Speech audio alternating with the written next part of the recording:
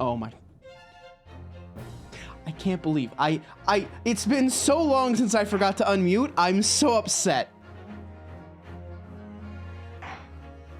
I can't believe this. Starting the new year off strong, baby. Anyway, I was just explaining, the reason the window was all screwed up was because of the Wonderful 101. The Wonderful 101, it has to be played at 1080p or else the camera screws up. So, the Wonderful 101 is gonna need its own, like, window in OBS. So that's gonna be fun. All right. Anyway, it's been a hot minute since we've played the Great Ace Attorney, so I'm very excited to get back into it. Let me see if I remember where we left off. So, there was a murder. That doesn't really help, does it? People. Let's see. What's going on here? Odious man, right? Right. Okay. There was a big teleportation machine at the World Fair, right? At the big, like, World's Fair that was being held. And this man was going to teleport. He's like, ah, yes, I have a machine that will allow me to teleport. And then he tried to use the machine and it killed him. So that's unfortunate. There's Van Zykes. Everyone's thirsty for him. Right. And this is, yeah, this is the masked man who, he's, Van Zyk's apprentice. I am, like, 99% certain this is Sholmes. You know, Herlock Sholmes. Albert Harebrain. Right, so he's the man who invented the teleportation machine. He tried to teleport this odious man, and, well, it killed him. Gina Lestrade from the previous game, she is now she's a detective, kind of. So she's real cool. We like her a lot. She's awesome. So she's, you know, an apprentice detective. And then here's Tobias Gregson.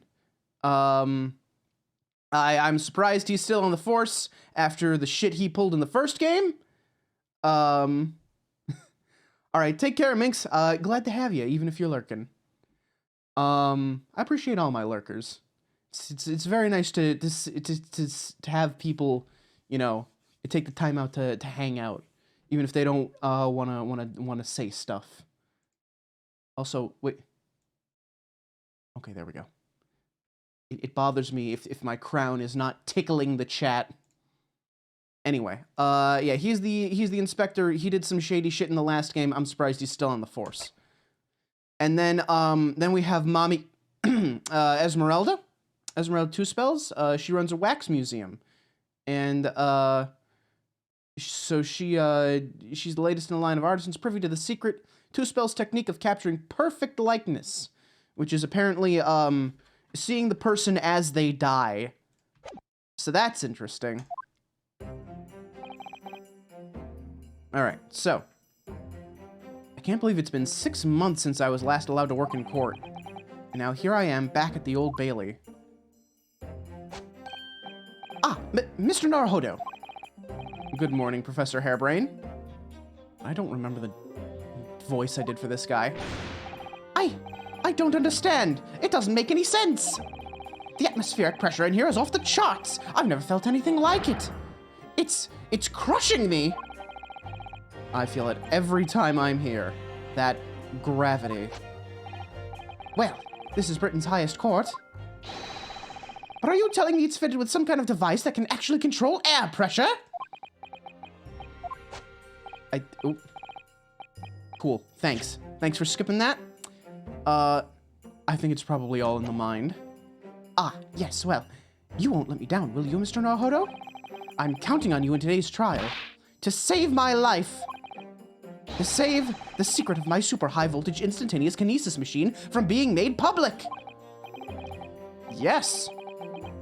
I understand. I know what I have to do. I have to establish that the explosion 2 days ago was nothing more than an unfortunate accident. Well, I'm sure there's nothing to worry about, really. Justice will prevail. My commiserations, Mr. Naruhodo. You appear to have been lumbered with a most tiresome case here. Mr. Sholmes, I didn't expect to see you here. That was very mean, Runo, leaving me alone at home with Hurley. It took me at least an hour to wake him. Is it? Are you... Sherlock Sholmes? He's got a fan. Indeed, sir, I am he. Sherlock Sholmes.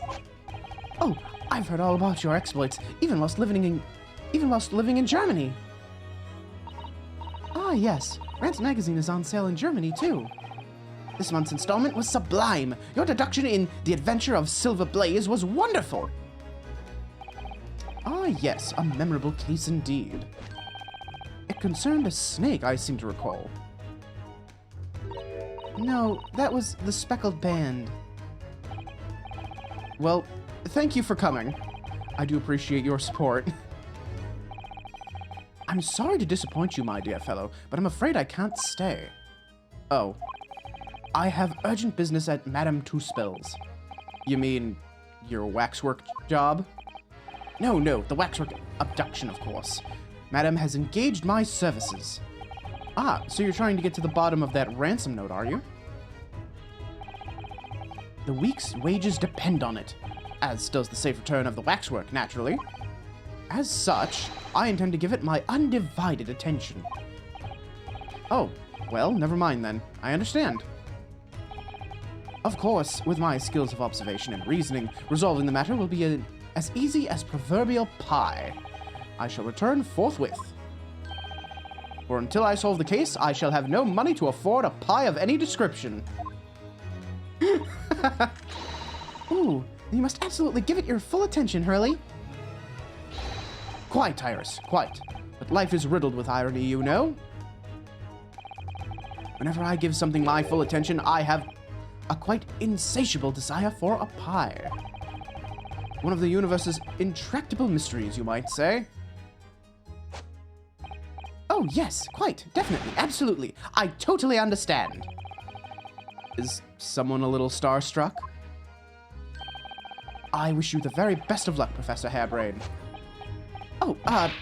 Why, thank you. Before I depart, Mr. Naruhodo, a word in your ear, if you please. What's this about? As you have remarkably little grounding in science, I feel I ought to inform you. As compelling as this super high voltage instantaneous kinesis hypothesis may be, a practical implementation, such as was attempted by the professor at the Great Exhibition, is quite impossible. But the professor said the demonstration was a success. Yes, it would appear that he fervently believes it was. I've read Professor Bunnybrain's paper about it too, Runo, and I have to say, I'm sure it can't be done. It could barely be done theoretically, let alone practically. So he's completely barking up the wrong tree? But how can an experiment that had no possibility of succeeding, in fact, succeed? That's contradictory. Zeal, hello, how's it going? And it's that contradiction that will be at the heart of the trial, I've no doubt. What's that supposed to mean? Now, I must hurry along. I wish you the best of luck, my dear fellow. See you later, Hurley.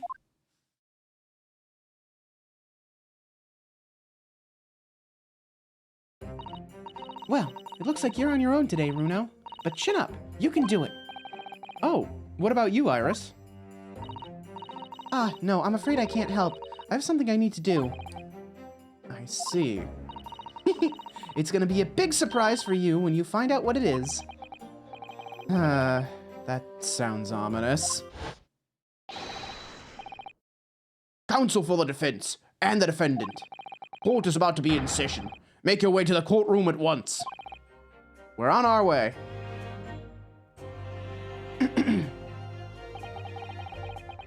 Cleaning your tablet. Jam the pen nib too far in. Oh. Oh dear. An experiment that the laws of science can't possibly succeed. And a scientist who's convinced that it did. That's the riddle you have to unlock here, Ryunosuke. That's the key to this case. Oh, drink water, drink water, drink. Thank you for the hydrate, Zeal. Drink water, drink water, drink water, bitch. Thank you very much. Man, I gotta find a way if I can turn that down a little bit. That was just a little bit loud. It feels like the volume on that one like is constantly in flux for some reason. Ooh, is that a jury of completely new jurors? I'm doing pretty well, Zeal. I have no hangover from last night. Speaking is always difficult. It's like I like to choke on my own tongue a little bit there. Very good, very good. All right. In the name of Her Majesty the Queen, I hereby declare this court to be in session. We are sitting today for the public trial of Professor Albert Harebrain. I now call upon the counsels for the prosecution and defense to declare their willingness to proceed. The prosecution is ready. The defense is ready, my lord. Zeal, Jesus Christ. There it is. The first thirst of the new year. Oh yeah. I'm 6 months out of practice. And what's more, I'm without Susato-san today.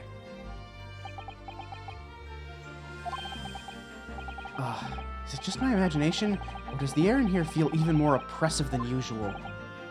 So, I must say I recollect the victim of this case all too well, Mr. Odie Assman. Mr. Assman was well known as a financier, though that was merely a front for his diverse criminal activities. It was only a month ago that the man appeared in court prosecuted by you, Lord Van Zykes, but the jury unanimously found him not guilty. Because every member of the jury had been bribed by the sound of it. These powerful London criminals are prepared to go to extreme lengths to keep their freedom. But 2 days ago, on the 21st of October, Mr. Assman met his end. The work of the Reaper, was it? If that is how your lordship would describe divine retribution. But the fact remains that Mr. Assman's death was a direct result of the actions of the accused, Professor Harebrain. Very well, then. Now, ladies and gentlemen of the jury, you have been selected at random to represent the will of the people. Are the 6 of you ready to fulfill your societal duty? Oh man, this is gonna be... Shit, 6 new voices. As glad as I am to see new faces, this means 6 new voices. Oh Christ. Let me see. This man looks like he's got a real gruff voice. Look at this. Look at the size of his eyebrows. Good Lord. I'm most gratified. I'm most gratified to have been selected to carry out this important civic duty, my lord. To have a man's fate in the palm of one's hand. Oh gosh, oh golly, it sends shivers down my spine.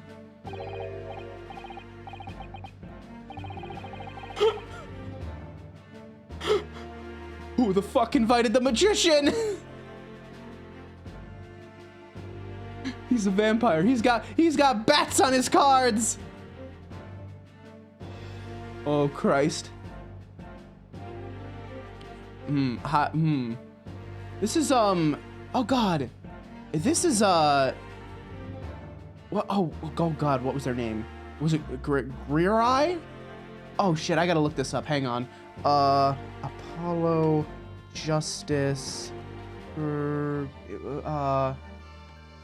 Grammari. That's it. That's right. Grammari. The magicians from Apollo Justice. He looks kind of like, I don't know. He's a magician. Maybe he's like an ancient ancestor of the Grammaris.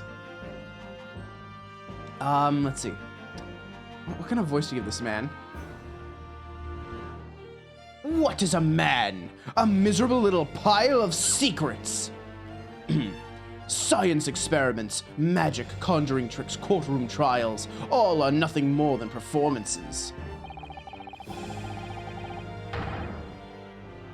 Oh my god. Who is this? This fucking... Is that... Jekyll, is that you? I think we might have, Dr. Jekyll on our hands. Any spurious scholar that defies the reputation of science deserves to hang. We have...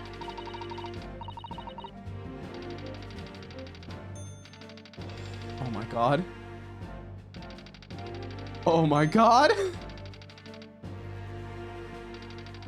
She's like... She's literally a fucking, like, rubber hose cartoon character. That's how they eat their corn.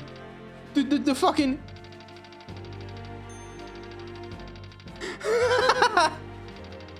Oh, yeah, also, is this a child on the jury? Please tell me this is not a child on the jury. Please tell me she's just very short.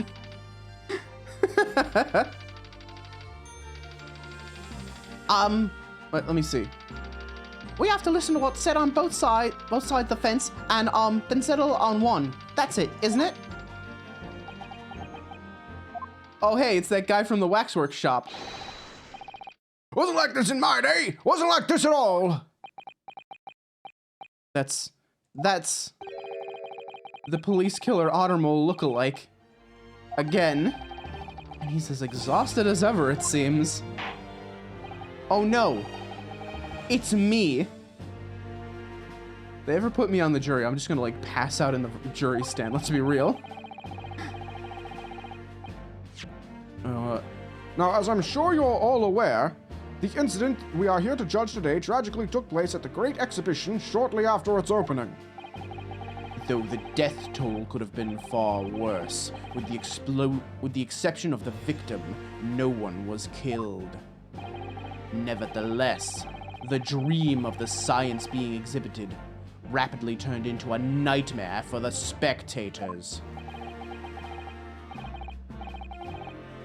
If I was a pig VTuber. Look, sleep is, like, difficult sometimes. Alright? When, like, I mean, even, like, last night, right? I went to bed at, like, 5 a.m., like, real exhausted from, you know, being drunk for a while and all that stuff and staying up all night. I went to bed dead tired, right? So you'd think I would just, like, sleep through that, like, real easy, right? And not drop, like, a bunch of frames for a second there. But you'd think I'd sleep, like, real soundly, like a good 8 hours. Nope, I woke up after 4. I woke up after 4 with my blanket, like, half thrown off me. Like I toss and I kick a lot. And then, like, I wake up. And then, you know, I drink a lot of water because I'm extraordinarily thirsty. And then, I go back to bed. I wake up 2 hours later. I drink more water. And I just go back to sleep. And it's, like, on and off for, like, half an hour. And then all of a sudden I'm overheating for some reason. So I have to... And now the blanket is, like, firmly on me for some reason. This time I didn't throw it off. But now I gotta, you know, throw it off me myself. So it's like, I got my 8 hours, but it's like... It was, like, chopped up with, like, you know, these 20-minute intervals of being, like, awake. So it's like, it kind of screws with the quality of your sleep when it's not, like, you know, a nice long block, typically.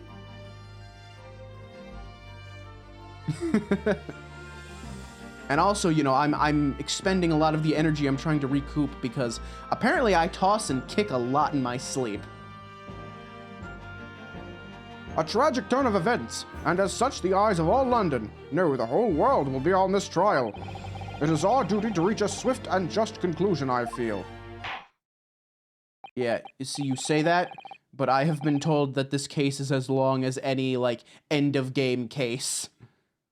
There ain't gonna be nothing swift about this, Judgy.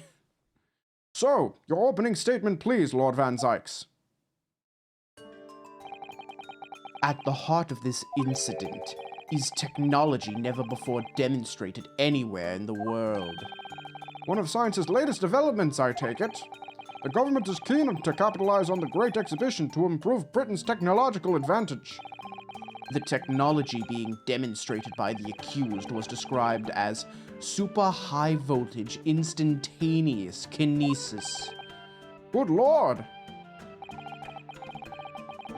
It's designed to disassemble human subjects using extremely high voltage electricity and beam them instantly to another location where they are subsequently reassembled. Is such a thing even possible within the realms of... Is such a thing even within the realms of possibility? Well, I don't believe it, that's for sure. Disassembling people with electricity. My goodness, how shocking. Ha! The whole idea is absurd. The hypothesis would never stand up to scrutiny. Sir, I believe you are a fellow of the Royal Society, are you not? An expert in your field? I am, and my word on the matter can be considered final. Instantaneous kinesis is poppycock. So this expert and Mr. Sholmes are in agreement. It's impossible. I hear asphyxiation is a fast way to sleep. Melatonin? Maybe. I'll think about it. It's like... I don't know. Smother him with pillows. Until he can't toss him. Can we not talk about, like, asphyxiating me to help me sleep? Look, that'll help me sleep, but it's gonna be a real big sleep. I think it's gonna be a lot longer than you want it to be. What is the prosecution's view on the matter? The prosecution would assert that the accused's instantaneous kinesis demonstration was a success. What? What rot? Order! Order! The professor's hypothesis is currently under investigation by the British government. If it is deemed to have merit, a substantial research grant would be made available. The accused made use of the invention built on his new hypothesis to take Mr. Assman's life, in order to be the sole benefactor of the grant. But... this disastrous demonstration was no accident. It was carefully designed from the outset to end the life of the victim. God. Thank you, Lord Van Zykes. The prosecution's stance is clear. But you will now bring forth witnesses to substantiate your claims. Gladly, my lord. Cape's coming off early. Bailiff, show the first witness to the stand.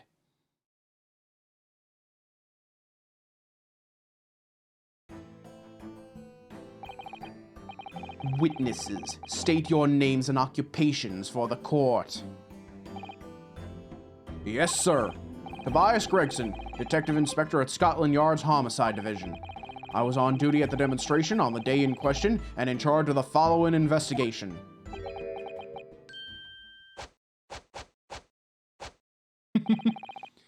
Albert Harebrain, scientist. You were born in England, but have been carrying out research in Germany in recent years, correct? Van Zykes river dancing on your spine. There it is. The Van Zykes thirst is starting early, baby. He's just showed up and everybody's already drooling over him. The poor man. Fighting him off with two hands. Or, two legs in some circumstances. Yes, that's right. After graduating from university here in Britain, I went to work in Germany and made an amazing discovery, which is what brought me back. I had to demonstrate my incredible hypothesis at the Great Exhibition. What you demonstrated was incredible, all right. An incredible explosion. But the science was a success. The instantaneous kinesis worked. Everyone saw it. They must have done. Yes, there was the terrible accident, but the demonstration of my hypothesis was a success. Well, that much is undeniable, as shown in this photograph taken by the forensic investigation team. This was taken inside the crystal. This was taken inside the Crystal Tower, I take it. The centerpiece of the exhibition, no less. That's right, my lord. Seems the victim rammed straight into it.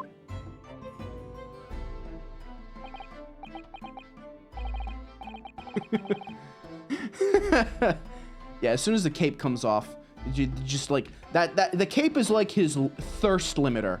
As soon as you take it off, all hell breaks loose. I see. Very well. Submit the photograph as evidence. Photograph of the victim has been entered into the court record. As the courts heard, the victim of the incident was Mr. Odie Asman. There have been a number of allegations made against the man, but putting them aside for the time being, he was the man who financed the research for the experiment and the demonstration itself. I see. So to summarize the situation, the defendant is accused of taking the life of the man who funded his work. Would that be correct? Exactly. But couldn't it be that the explosion was caused by some malfunction in the apparatus used for the demonstration? That's right! That must be it! My splendid machine! My poor, splendid machine! You saw it yesterday, didn't you? We can't even examine the wreckage thanks to the Special Dispensation for Scientific Equipment Act. What? The wreckage? The wreckage? But that being the case, how can the facts be established? How can it possibly be determined whether this was an accident or deliberate and malicious act? Extremely simply, my lord. I beg your pardon. Isn't that right, witness? What? Sorry? Me? No, your neighbor. Yes, sir. It was murder, plain and simple. Anyone could state that with complete certainty. What? How can he possibly think that? Thank you, Inspector. I think we'd better proceed to formal testimony. You will explain to the court on what grounds you claim this experiment to have been a front for murder.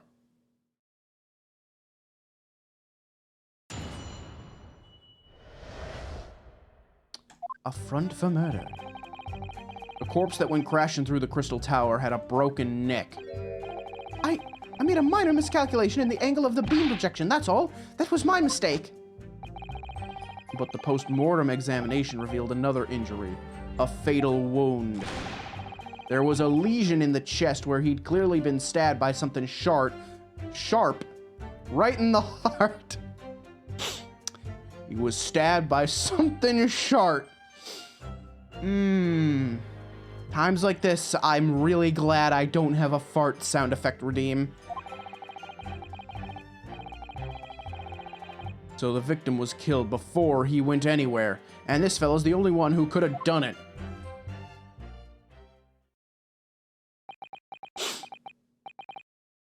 An extraordinary business. In addition to suffering a broken neck, the victim was stabbed in the heart.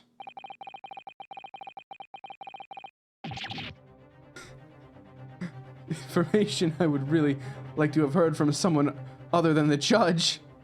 Oh yeah, that explosion that happened?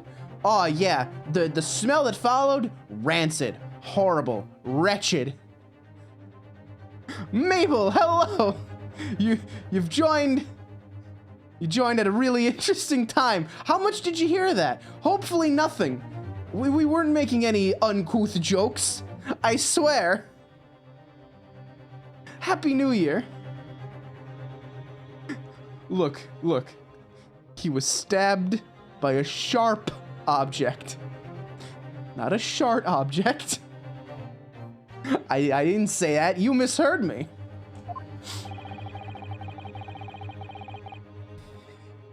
No, stop. The coroner says death would have been all but instant from a wound like that. You could say, in fact, that the victim was killed twice by the accused. Hang on. Let me see something. Let me get a look at this important picture that we got here. Right. Okay. So yeah, there's his little stab wound. Right. There's the like plank he was strapped to for the experiment. A lot of broken glass though. Are we sure he didn't just get like stabbed by some glass? That seems like possible. Oh yeah, also, right, it's the fucking, the pretty goddamn obvious, crossbow that was just, like, tossed into the bushes near the scene of the crime. Yes, this ain't, important, I'm sure. Come on, let me investigate this. Ah, there's some sort of lever here. Uh-huh, there we go. What is this? Looks like a cross between a bow and a gun. I think it's probably used for the same thing, too. There we go. Yeah, that is a fucking crossbow. So, gee, I wonder where that puncture wound could have come from. No, and no! That couldn't be further from the truth. I have here the experiment plan document that was submitted to the security team. The victim stood himself inside something called the bird cage, ready to be beamed instantly. To the second level of the Crystal Tower, about 25 yards away. The experiment did not go according to plan, however. As the machine was put into operation, there was a large explosion. The blast caused the beam transmitter to point higher than intended. Accordingly, the kinesis resulted in the birdcage materializing in mid-air, from where it subsequently fell, crashing through the glass of the Crystal Tower's large round window. My word! One assumes the victim's neck was broken upon impact with the tower, then. I'm so sorry. I didn't mean for this to happen. The machine was just too powerful. But honestly, really, I swear it was just an accident. A terrible accident. Unfortunately, that excuse can't save you. No, not considering the sharp murder weapon that pierced the victim's heart. Murder weapon? What are you saying? This is the autopsy report submitted by the coroner. The prosecution would like it entered into the court record. Your request is granted, counsel. Autopsy report has been entered into the court record. Yeah, Hammer. Must have been the wind. Must have been, some broken wind.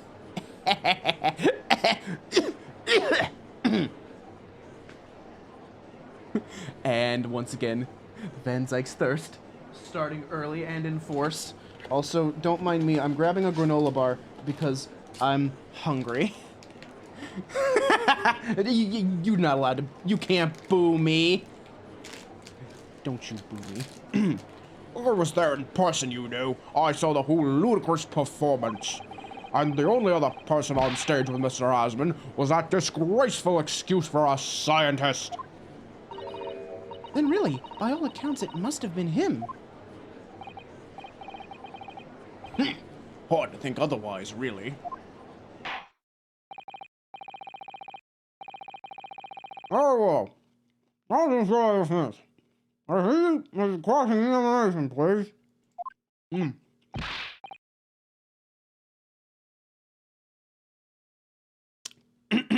Yes, my lord. I need to focus here. It's been a while. Goblin. Gremlin. I don't know what you're talking about, Maribel. I like how my mouth like opens and shuts while I'm chewing. All right, hang on. Okay. So.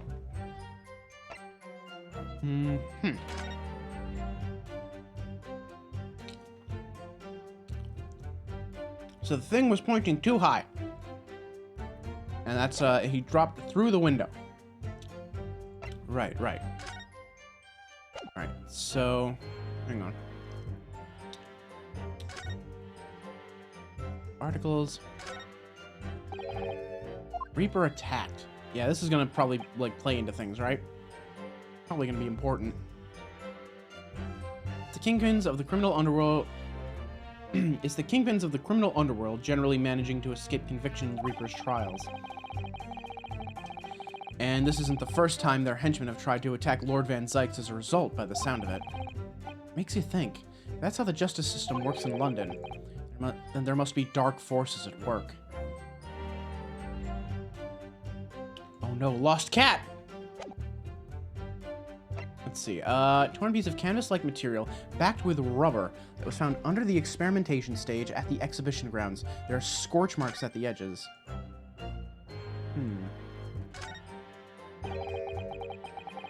Looks like layers of thick canvas with a thick rubber lining of sorts. Never seen anything like it before. But applying Mr. Sholmes' methods, you might deduce that it was part of a raincoat worn by someone who really didn't want to get wet. And the charring must have occurred when the person was struck by lightning. Or maybe not. It's probably a piece of a hot air balloon, right? That's my guess. Okay, let's see the autopsy report. Okay.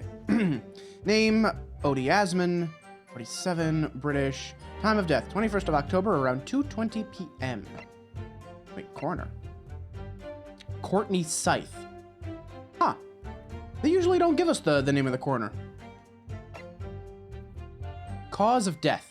Hemorrhage of a wound to the chest that pierced the heart, inflicted by a sharp implement. Additional observations.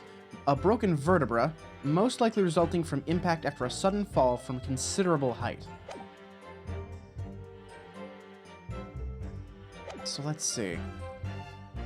Corpse that went crashing through the crystal tower had a broken neck. Miscalculation. Post-mortem examination revealed another injury, a fatal wound. Let me press this one. The defense knew nothing of this crucial information.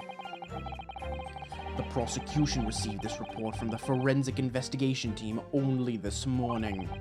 That was the first we knew of it as well.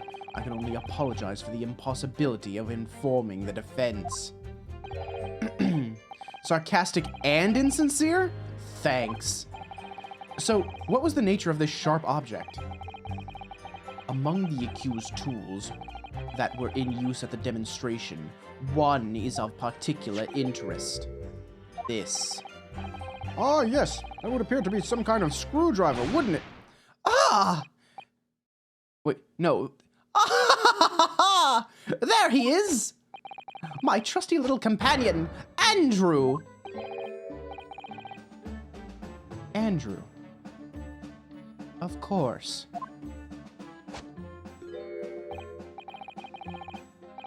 Ah, how do you know each other already? He's one of my dear friends, like all of my tools.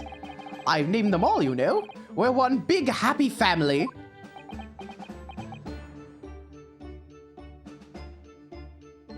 Mm-hmm. I see.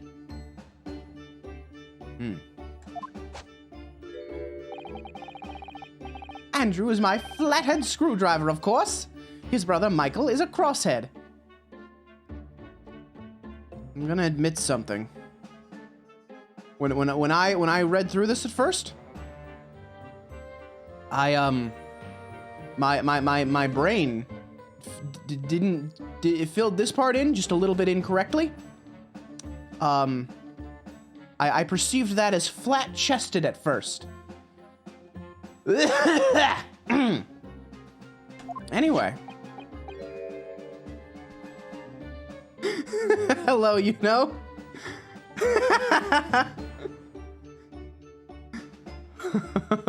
Zeal got it.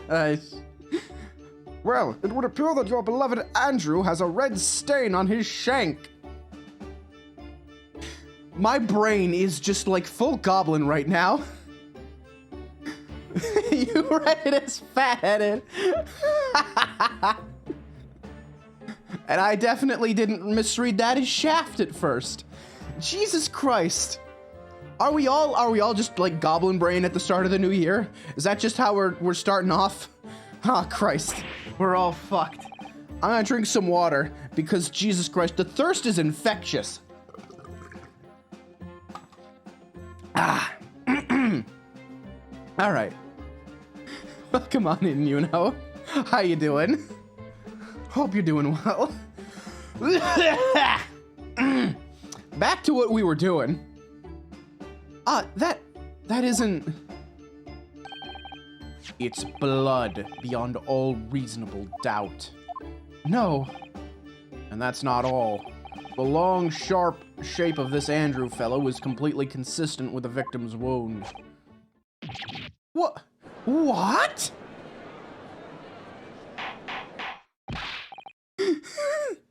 You got a point there, Mabel. You got a real strong point. I'm doing pretty well, you know. You know, aside from the brain goblins, but, you know, what else is new? Order! Order! The court will enter this friend of the defendant as evidence. Screwdriver's been entered into the court record. So one of Professor Hairbrain's tools is the murder weapon. Great. Okay. Victim was killed before he went anywhere, and this fellow's the only one who could have done it. Hold it! What grounds do you have for saying that? Ha! Do you really need to ask? There were only 2 people on that public experimentation stage in front of the whole crowd. The victim, Mr. Odie Asman, and the accused, Professor Hairbrain. And we know for certain that before the experiment, the victim was alive. That's right. I saw him with my own eyes. Furthermore, following the explosion and kinesis, nobody went anywhere near the body. Great Scott! Did he just say Great Scott?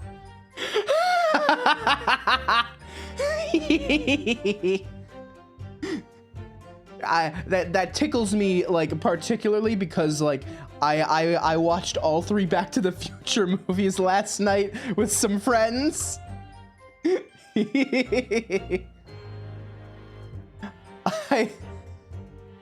Maybe I should make Professor Hairbrain sound like Doc Brown, right?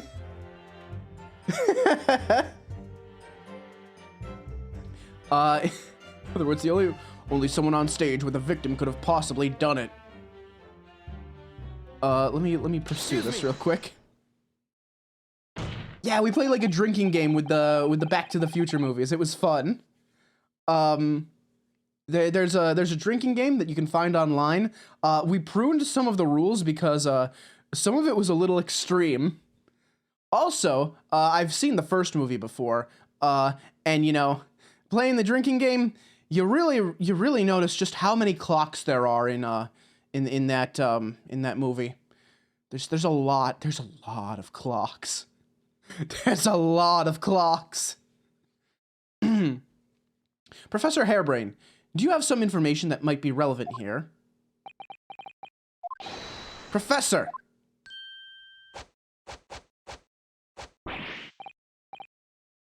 Yeah, he doesn't act enough like Doc Brown to really give him that voice.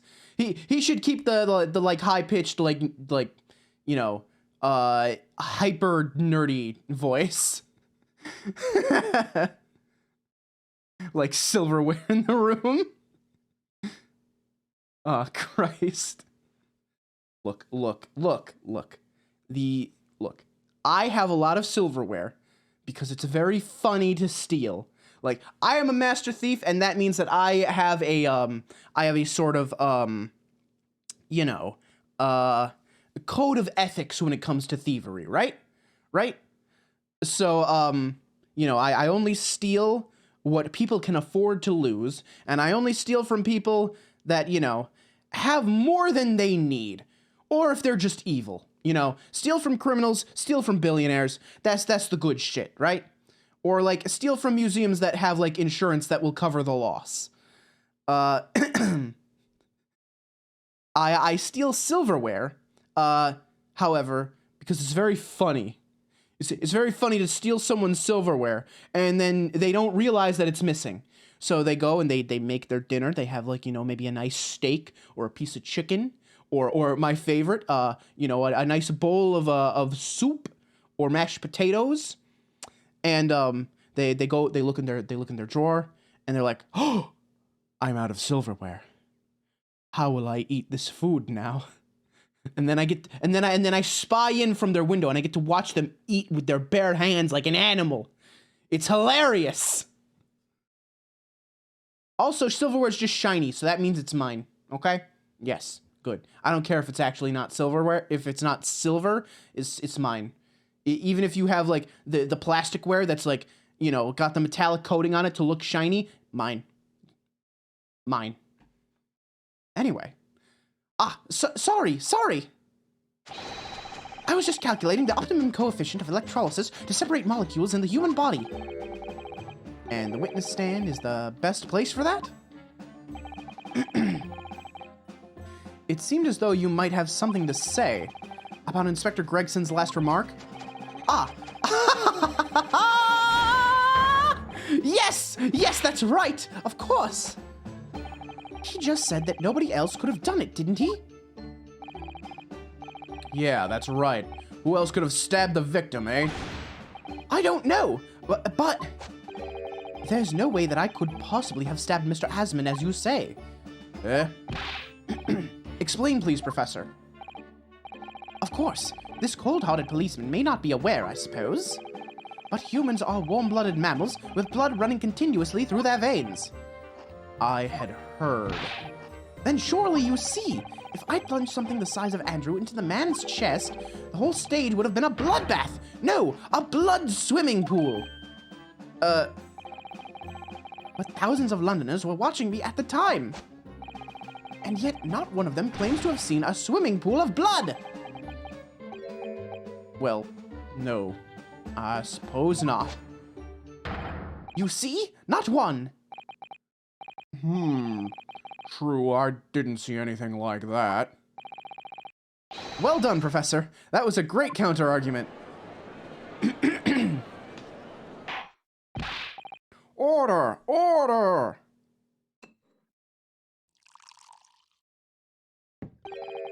Pray forgive the discourtesy if I savor a drop from my hollowed chalice to accompany my old friend's adducing. Here's to you, Albert. Oh, you're too kind, Barrick. But I'm really not a patch on you. No, you're not. No. You've neglected to mention one crucial possibility. I have. A particular situation in which very little bleeding would result from a stab wound. Ah, of course. Inspector, enlighten the court, please. Yes, sir. Where are they going with this? Are they gonna say because he was stabbed in the heart that made his heart stop, which meant the heart wasn't able to pump blood out of the body? The weapon the victim was stabbed with must have been left in his body whilst he was beamed through the air. Oh, right. Yeah, so that's another thing. That's why if you ever get stabbed with something, or if you get shot with an arrow somehow, leave it in until you can, like, stop the bleeding. Like, until you've, like, tied a tourniquet and you've got like enough pressure on the wound, or better yet, medical attention has arrived, leave the thing in you. It will, you know, it's like a cork in like a keg. As soon as you pull it out, blood's gonna start gushing. So leave it in until you can safely repair the wound. That may just save your life someday. Why would you think that, Inspector? You know, hopefully you never have to use that information. Hopefully you never get stabbed. But in case you ever do, with any wound, it's only when you pull the weapon out that profuse bleeding occurs. Whilst it's still lodged in the body, it acts as a stopper of sorts, for want of a better word. I see. You don't need a medical degree to be aware of this fact. It's common knowledge for any investigator. Yeah, even I know it. Where's Susato-san when you need her? If you ask me, this bloke masked what he was doing from view with his body before stabbing Asmund in the chest. Then he beamed the victim off the stage with his fancy device, the screwdriver still where he planted it. I would never do such a thing, not to my precious tools. I would never use them for such dirty work. You only use tools for their intended purpose. That's common knowledge for any scientist. The fact remains the lack of blood at the scene can easily be explained, as the prosecution has demonstrated. Unfortunately, this don't hold up, Mr. Gregson, because here's the thing. If the weapon had been left in him, when was it pulled out, and how did it make its way back to the stage? That's my question for you, sir. Traces of blood at the tip matches the shape of the victim's wound. Let me just look this over real quick. Gotta make sure I'm not missing anything. This is blood, Mr. Asmund's, no doubt. This is the problem with looking at murder weapons. Let's see. I've seen this unusually shaped handle before. It's the same screwdriver that was lodged in the grill on the floor of the kinesis machine, which could be important information, so I should definitely make a note of it. Yep. There we go. There's the info you need. Take that, dipshit. You say that while the weapon remains in the body, there's very little bleeding. Is that unequivocal? Alright, take care, Zeal. Enjoy the lurk. Look, there was no blood on the experimentation stage, even though that's where the fellow was stabbed. The only explanation for that is if the screwdriver was still in his body, stopping any heavy bleeding. It's common medical knowledge, my learned friend, even on your side of the world. Yes, but about this screwdriver. The thing is, we actually saw it at the scene ourselves, on the experimentation stage. What? It was on the floor by the wreckage of the machine, poking through a metal grill. I went to pick it up, but the detective here stopped me. Alright, have a good one, Mabel. Great new Van cheeks. You know, we haven't seen him from the back, have we? We don't, for all we know, Van Zykes could have a real dumpy, couldn't he? He's got some, you know, if he can, like, kick tables, he's got to have some pretty strong thighs. So, strong glutes is not a far assumption to make. Isn't that right, Inspector Gregson? Isn't it right that Van Zykes has a massive fucking ass? Well, now you come to mention it, yes.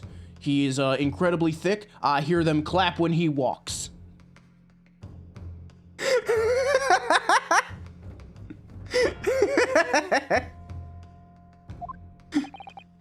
Inspector, are we to understand that you think I am juicy?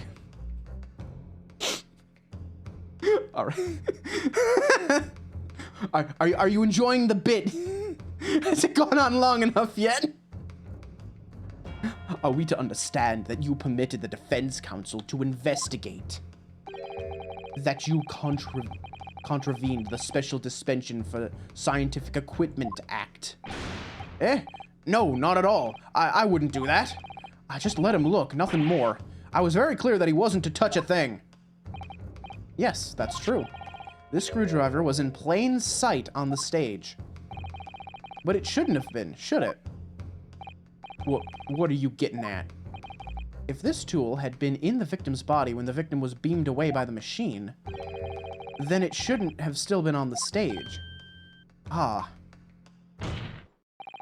That's right.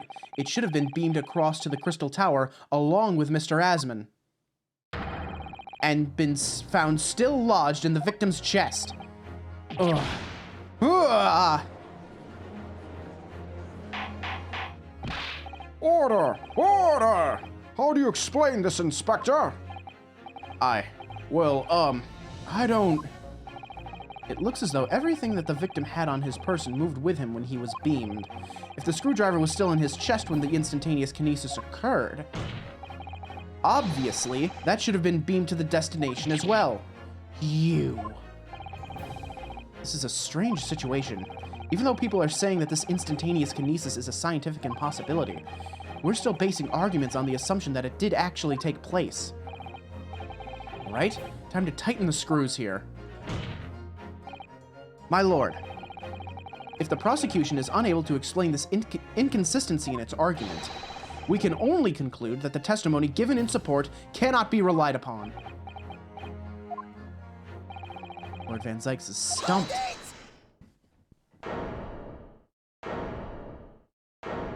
Oh my god!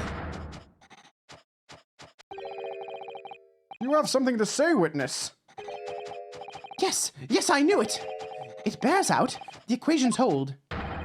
Mr. Naruhodo, don't worry! About what? Without delving into the details, there is no inconsistency. What? Even if Andrew had been lodged in Mr. Asman's chest, my trusty tool wouldn't have moved. Andrew remaining on stage is consistent with my calculations. Shut up. Shut up, you stupid idiot. You stupid motherfucker. What? What? Why? Why? It would seem your illusions have been shattered. Clearly, we should hear the accused's explanation. Or should I say, this brilliant scientist's explanation? Just when I'd found an inconsistency in the prosecution's argument, scientists. Very well, the defense will testify again. Provide us with the scientific explanation as to why the inconsistency asserted by the defense fails to hold. In the name of Apollo, I will, my lord. Apollo? Apollo ain't gonna be born for like another, 200 years. That's like, that's several games away. We gotta go through, like, a Phoenix's whole arc first. To be clear, I'm still at the stage of gathering data in my research. My hypothesis states the kinesis cannot transport metal, though. Hence, the metal weapon would have stayed put. In other words, the point raised by Mr. Naruhodo isn't an inconsistency at all. Mr. Asman was the patron of my research. Without him, my work wouldn't have been possible. Now I have a duty to protect the incredible machine that we built together.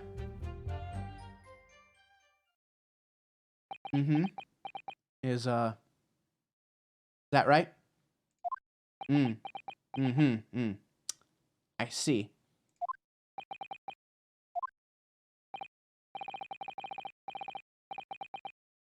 So, the thrust of your testimony, Professor, is that based upon his hypothesis, metal objects cannot be moved by this method of instantaneous kinesis. In other words, don't use it if you have a pacemaker. Or like you know, a replacement hip. That would go quite badly for you. In other words, since the screwdriver is made of metal, even if it remained lodged in the victim's chest, its subsequent discovery on the stage, despite the victim being found elsewhere, is not an inconsistency. And therefore, Professor Albert Harebrain could still have been the killer. My great hypothesis holds, you see? We had to make the cage used to contain the subject from wood for that very reason. I was not addressing you, witness. Professor Harebrain. Yes? Whose side are you on here? I don't take sides, Mr. Naruhodo. No. My only interest lies in upholding my hypothesis. I'm a scientist, after all.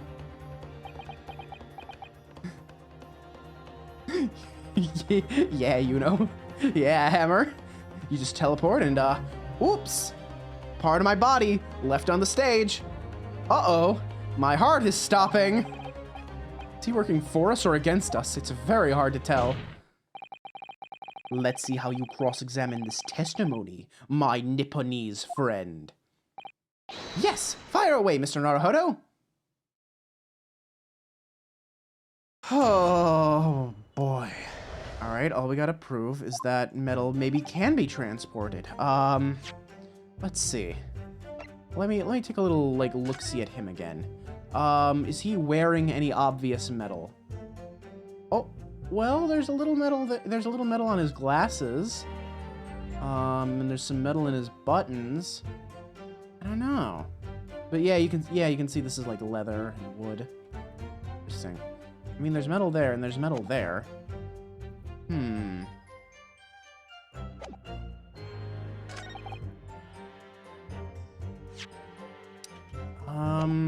Let me push this a little bit, make sure I've got all my information before I go presenting anything. Your hypothesis states it, so this isn't proven then. No, of course not. It's merely a hypothesis, but a good one, based upon thousands of calculations. But it is widely known that metals can't be decomposed by electrolysis. Yes, of course, so I am right. My hypothesis is clearly correct. What is it about incriminating himself that makes this man so happy? It's the whole reason that the birdcage is made of wood, you see. Sorry, the birdcage. Yes, that's what I call the C. obtusa cage in which Mr. Asman was placed for the kinesis. Ah, the jail cell in which the victim was detained. It does indeed seem to be made of a timber of some sort. I'll thank you to not refer to it as an instrument of incarceration, your lordship. Your lordship. In short, any weapon lodged in the victim when he was beamed away by instantaneous kinesis would have been left behind on the stage if it was made of metal, correct? Yes, that's it. Yes. It all fits perfectly with the mathematical model. But the ultimate conclusion, then, is that the defendant alone had the opportunity to inflict this fatal injury on the victim, is it not? Ah, indeed, sir. Someone beam me out of this nightmare. In other words, the point just raised by Mr. Naruhodo isn't an inconsistency at all. Without him, my work wouldn't have been possible. Let's see. Let me press this. I feel like this is important. How did you come to know Mr. Asman in the first place? A year ago, a small provincial science journal published a little paper about my work. Yeah, that is indeed a small science journal, probably containing a little paper. That's a scientific journal. Good gracious, I should need new spectacles. I might have an extraordinary hypothesis and great promise, but at the time I had no money. I had to eat tiny little meals at a tiny little cafe and drink watered-down water out of a tiny little glass. My God, watered-down water? To be on such hard times. But Mr. Asman read the paper and came to visit me at my tiny little laboratory. And offered you money to help fund your work. Exactly! That's exactly what happened. I handled the theoretical side of things, and Mr. Asman provided me with an engineer for the practical. And the three of us produced that fantastic machine together. The machine that you brought to the Great Exhibition to demonstrate. We had to apply to the government for some sort of inspection to be allowed to exhibit, I think. I didn't understand all that side of things. Mr. Asman took care of all of it. He was a wonderful man. Really, I owe him everything. Alright, let me see this. When you say that you built the machine together, does that mean that you were involved in its construction? Yes. Well, not exactly. I'm not good with the practical side of machines myself, so the physical construction was done by an engineer. That's me! Little remains of your creation now, though. Following the explosion, repair will no doubt be impossible. I mean, I wish I got to do shit that's as cool as making a goddamn teleportation machine as an engineer. That'd be cool. It'd be nice if I wasn't stuck behind a desk doing obsolescence reports.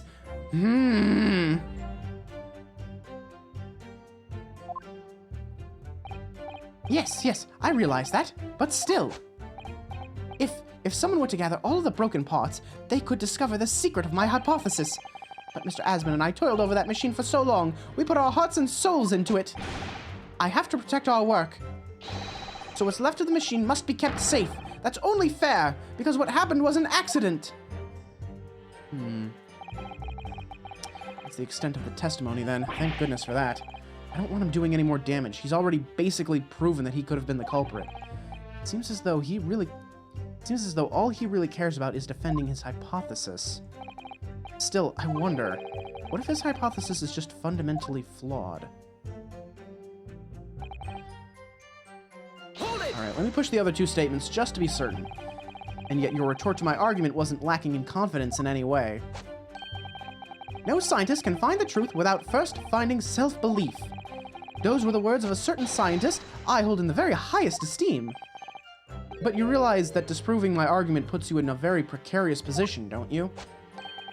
No scientist should strive to protect himself more than he strives to protect the truth.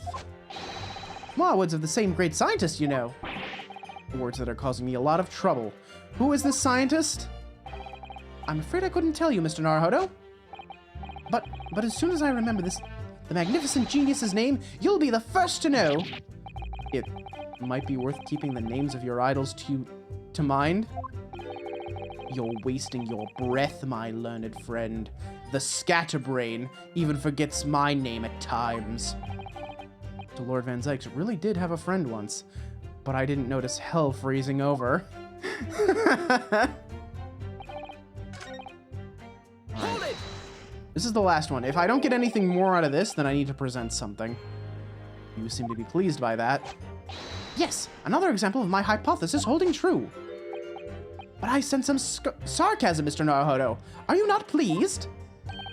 No. I knew it. At the end of the day, I'm the one responsible for Mr. Asman losing his life.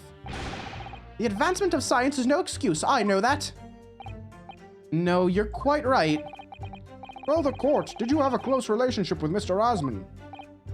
Oh, well, no, not really. I mean, I'd only met him 2 or 3 times. And we only ever discussed my hypothesis and the project. And the research grant, of course. Okay. So... let me see here. There needs to be something to disprove his hypothesis. I think... I mean, he is kind of wearing metal in this one, isn't he?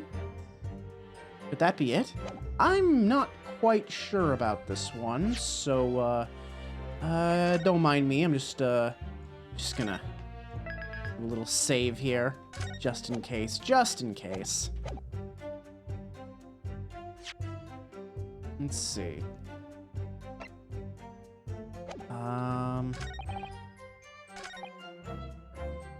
Let's see. Cannot transport metal. Objection! Yes! Okay, I was right. Professor Harebrain, you say that according to your hypothesis, nothing made of metal can be beamed by instantaneous kinesis using the machine you made. Is that right? Yes, that's right. Spot on. Exactly correct. In that case, I'd ask you to have a look at this photograph that was taken at the scene. In particular, I'd like you to pay attention to the victim's face. You can clearly see that Mr. Asman is wearing a pair of spectacles with a metal rim. What? Metal?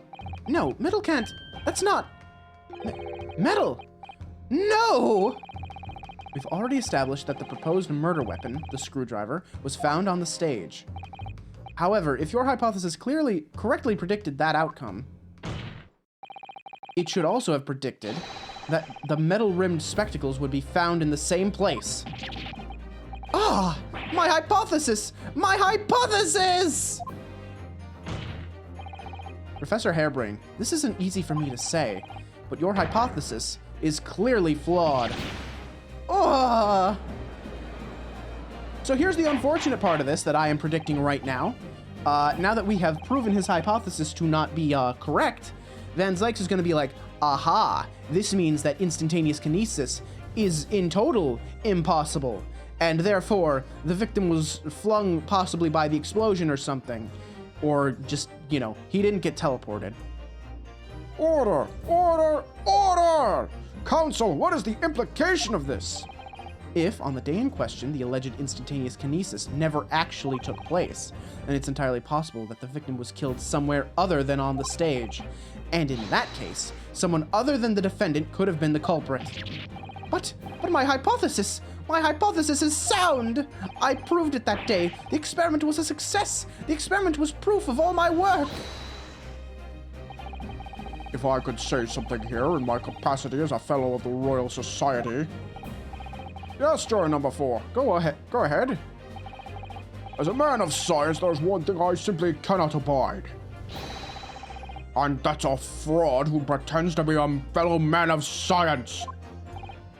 What? Wait, great Scott! Are you suggesting my science is suspect? Are you suggesting my science is sussy?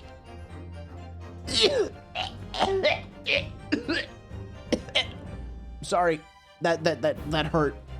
That hurt a lot. Ow. It's just been disproved, hasn't it? In front of all of us. In other words, the whole demonstration was a complete nonsense from start to finish. Believe me, my fellow jurors, when I tell you that this man is a heel, a bounder, and a fraud! I say the wreckage of that machine should be stripped down and thoroughly examined. No, never! That machine is the essence of my entire hypothesis! It's protected by the Special Dispensation for Scientific Equipment Act. What the devil is the blasted act all about, eh? Who made up such a daft rule?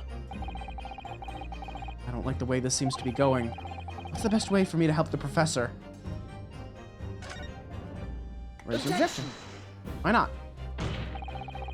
Professor Harebrain has yet to perfect his invention. That would seem to be the case, yes. But even so what?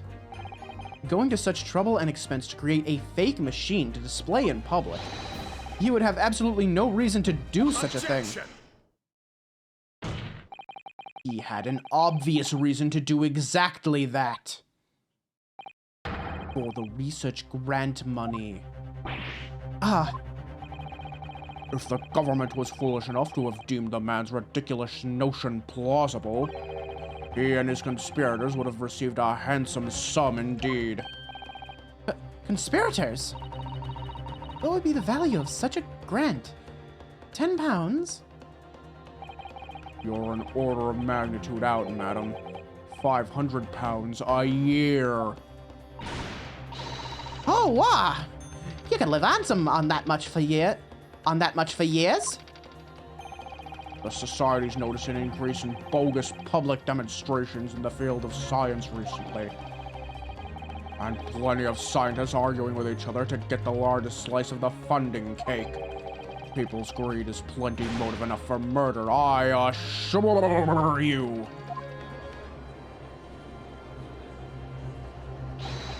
I'm very much enjoying giving him the jowl effect. Nixon from Futurama, you know.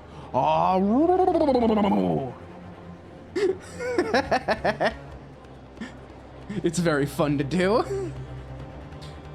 No, I haven't deceived anyone, least of all the government. My hypothesis is sound. The science is sound.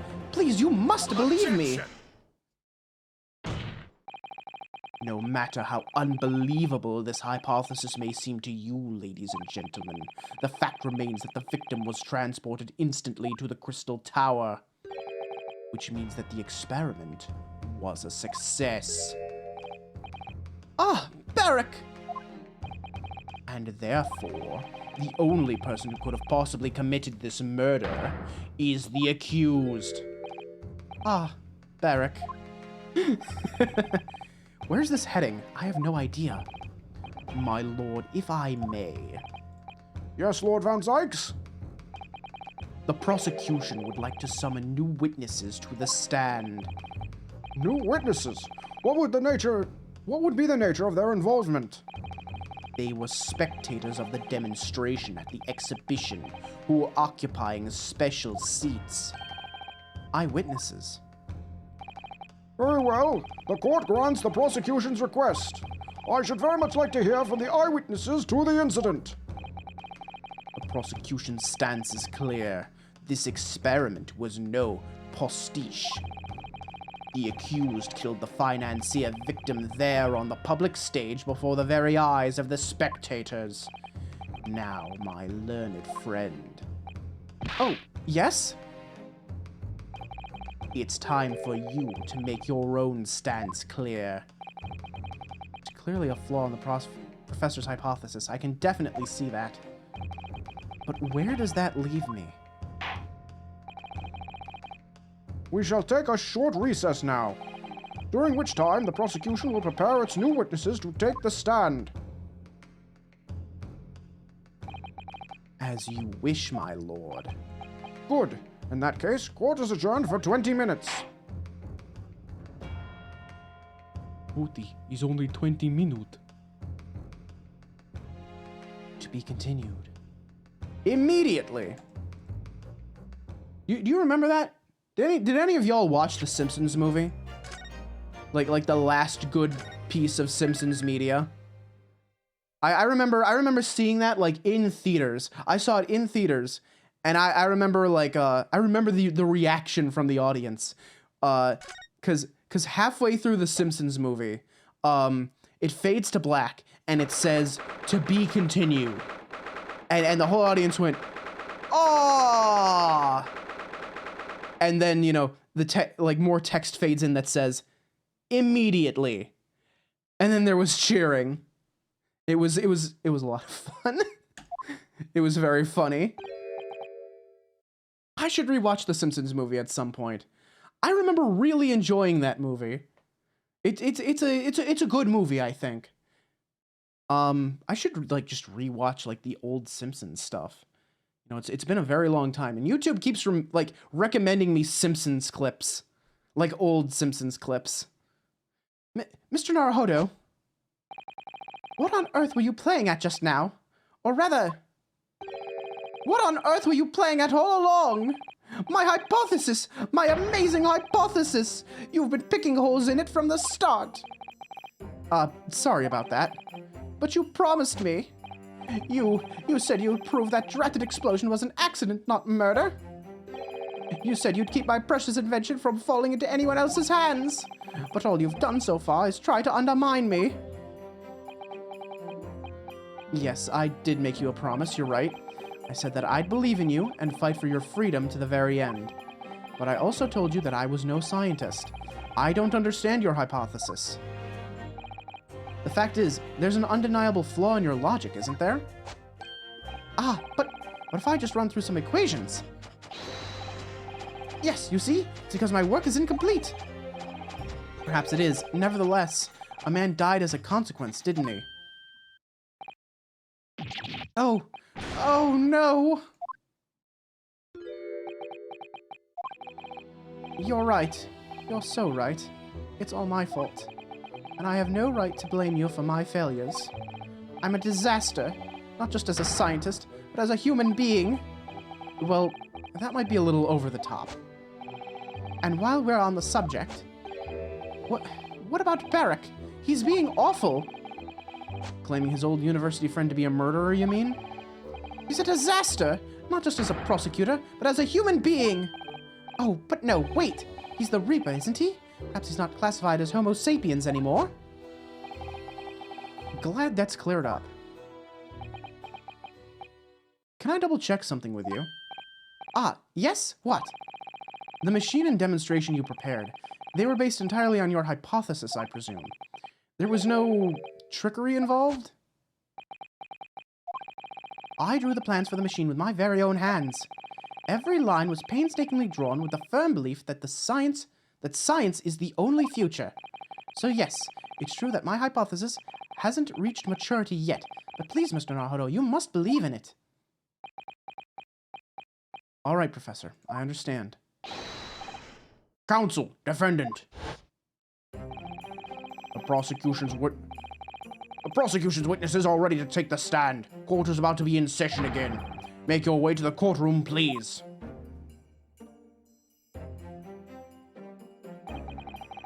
Hang on just a second. I need to check something real quick. I just remembered something. Let's see. Oh, yes. Hang on.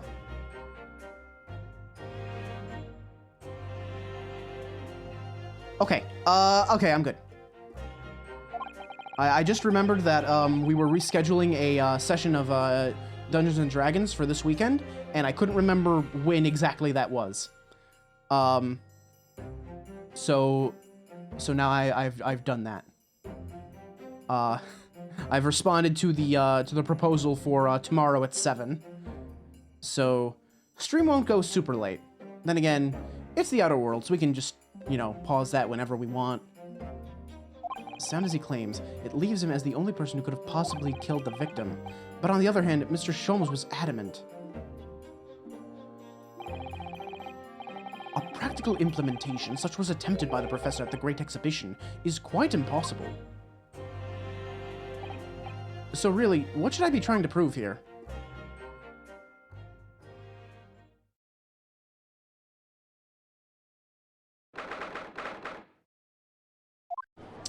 The old courtroom. In the name of Her Majesty the Queen, I hereby reconvene the proceedings of this court. Counsel for the defense and prosecution, are you ready for the new witnesses to testify? The prosecution is ready, my lord. As is the defense, my lord. So, Lord Van Zykes, I believe these next witnesses saw the demonstration on the day in question with their own eyes. Indeed, they did. And as luck would have it, one of them is a police detective. So the testimony we are about to hear can be considered highly reliable.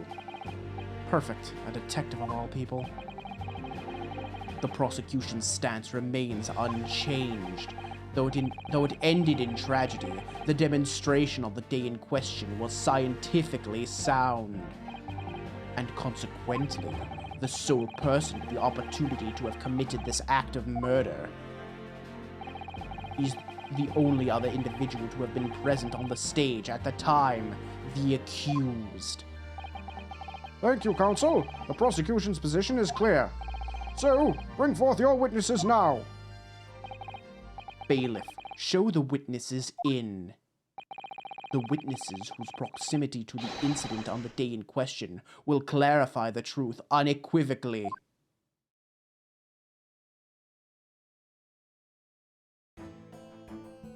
Oh, hey, Gina! Who the fuck are these people, though? Witnesses, state your names and occupations for the court to hear.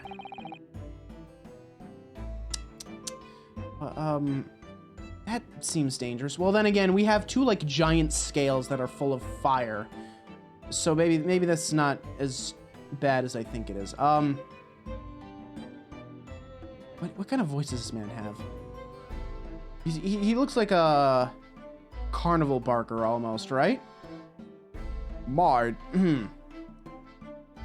Come one, come all. My name is Balthazar Loon. I am the impresario of all the hot air balloons in the vicinity of the experimental stage. Oh, he's got an Italian accent. I am the impresario of all the hot air balloons in the vicinity of the experimental stage. Oh. Oh no. I have to do a German accent now. My name is Wilhelm Gottsrich Sigismund Ormstein. I have come to the great exhibit all the way from my home in Bohemia.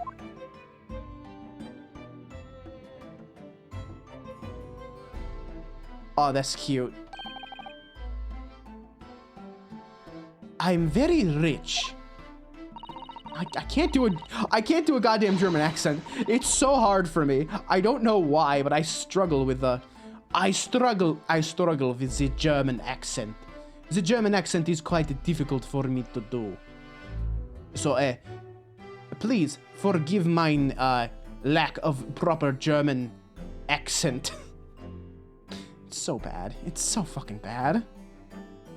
Inspector Gina Lestrade, Scotland Yard. I'm a great detective. Even Sherlock Sholmes agrees. I was on security duty at the exhibition, and I got to go up in one of them balloons. It was amazing. Gina, again. But she did mention that she'd seen the disaster from up in a balloon, actually, didn't she? And she clearly loved every minute of it. There were 3 balloons flying near the public experimentation stage when the incident occurred. 2 of these witnesses were in one such balloon at the time and saw events unfold from the skies above. You make it sound like they were in the clouds. It was only an altitude of circa 60 feet. Very low. Well, you can't see nothing if you fly too high, can you? 60 feet. About 18 meters then. Thank you very much for your introductions. Now you will give your formal testimony to the court. Kindly describe exactly what you witnessed, especially those of you who had a vantage point above the stage.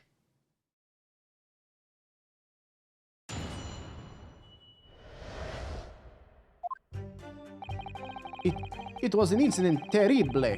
I am only grateful that my balloons were not damaged.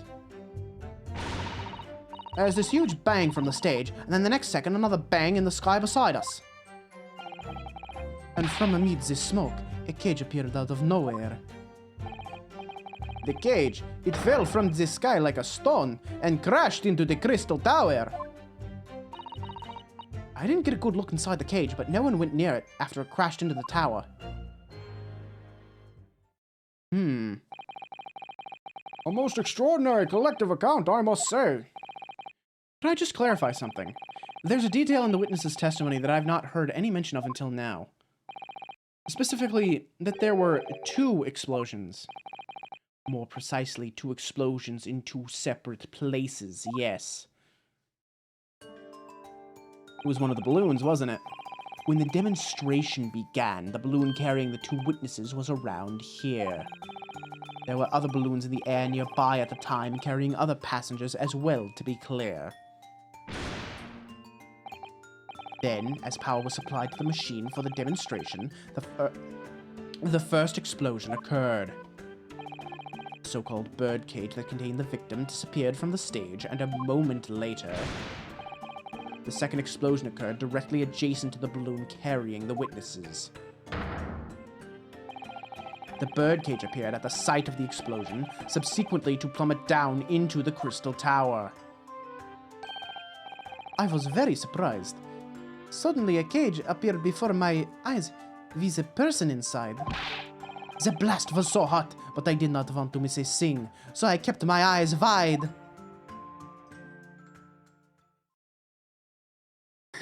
He just keeps buying balloons. I still have lots of money. Thank you. Thank you for keeping us updated on the amount of money that you have, small child.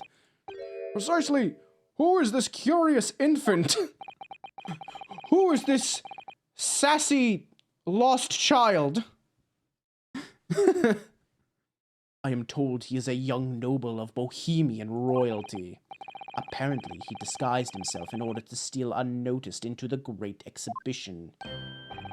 Yeah, I am here in London on a sightseeing trip visit my elementary school. We will have the benefit of a child's point of view in the testimony. Do we really need that? Is that really a benefit? When I remove my mask, this is what I look like. Ah, yes, I see. A delightful face, I'm sure. Yeah, everybody says so. Great disguise, then. The point is, the testimony of these witnesses further substantiates the facts for the court. Namely, that despite ending in an explosion, instantaneous kinesis was successfully demonstrated. And furthermore, that until the arrival of the police, no one approached the Crystal Tower where the victim fell. Therefore, only the accused who was with Mr. Asman on the stage could possibly have committed the murder. Yes, thank you, counsel. The prosecution's views on the matters are quite clear. So, the defense's cross-examination now, please. Yes, my lord.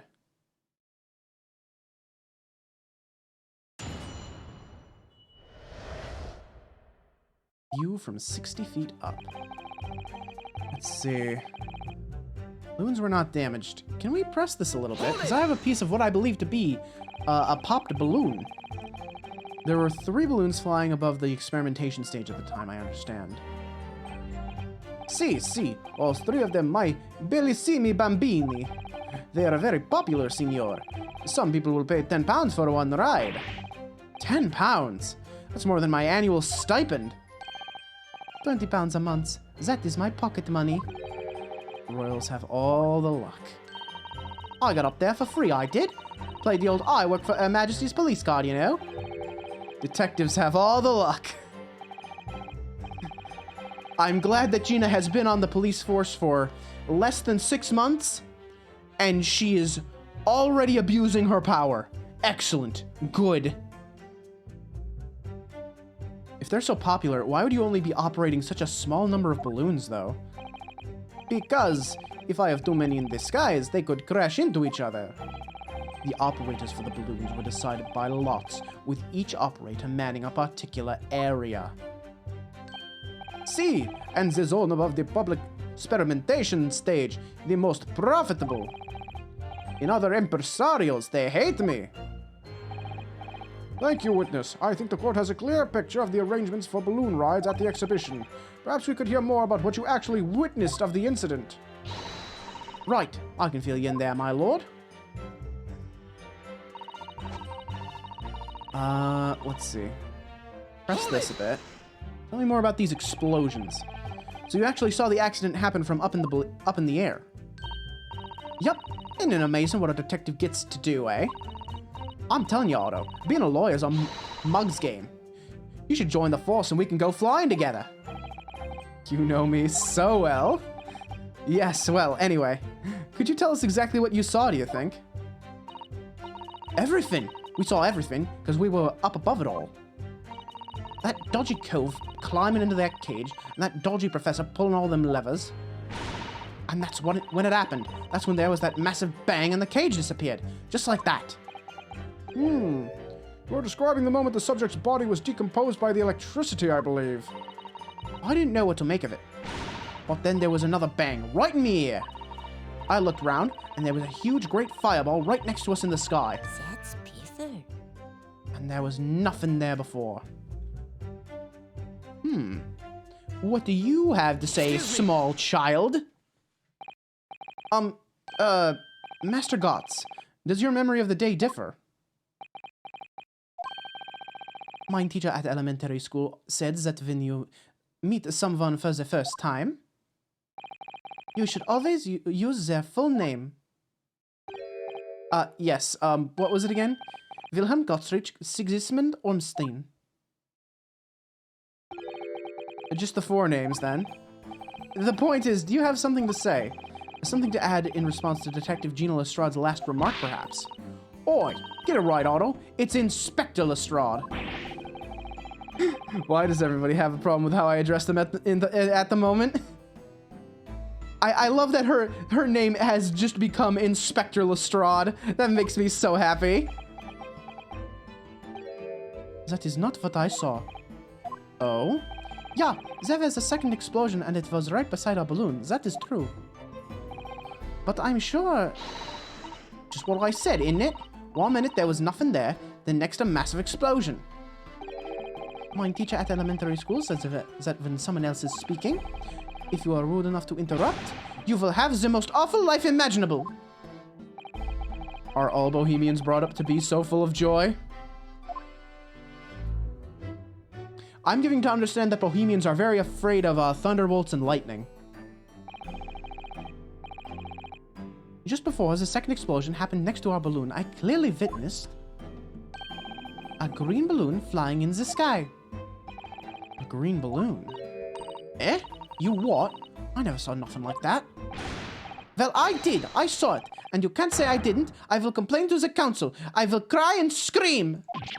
My testimony is the truth. I am Bohemian Prince. You cannot say it is a lie. That is not allowed. Playing the bleeding royalty card, are you? Typical. Says the orphan who likes to remind people that she works for Her Majesty's police. In that case, young man, I must ask you amend your formal testimony. In the interest of cordial national relations between Great Britain and Bohemia. It was not the sky that exploded, it was a green balloon that was next to ours at the time. Let me press that a little bit, because this is consistent with what I was thinking. This is consistent with that piece of canvas we found. A green balloon, you say? Are you sure about that? Of course I am sure. I'm a proud Bohemian prince. All these questions are making me boring. You mean bored? Ach, English is very annoying. The language of my countrymen is far superior. Ragazzo, it is very wrong to lie. Lie? Flying balloons never explode. For the same reason the planets never explode. It is logical. Please tell me that doesn't mean logical. You insult me? You insult all of Bohemia. My die! I will have the army come and shoot all of your stupid balloons out of the sky. All of them.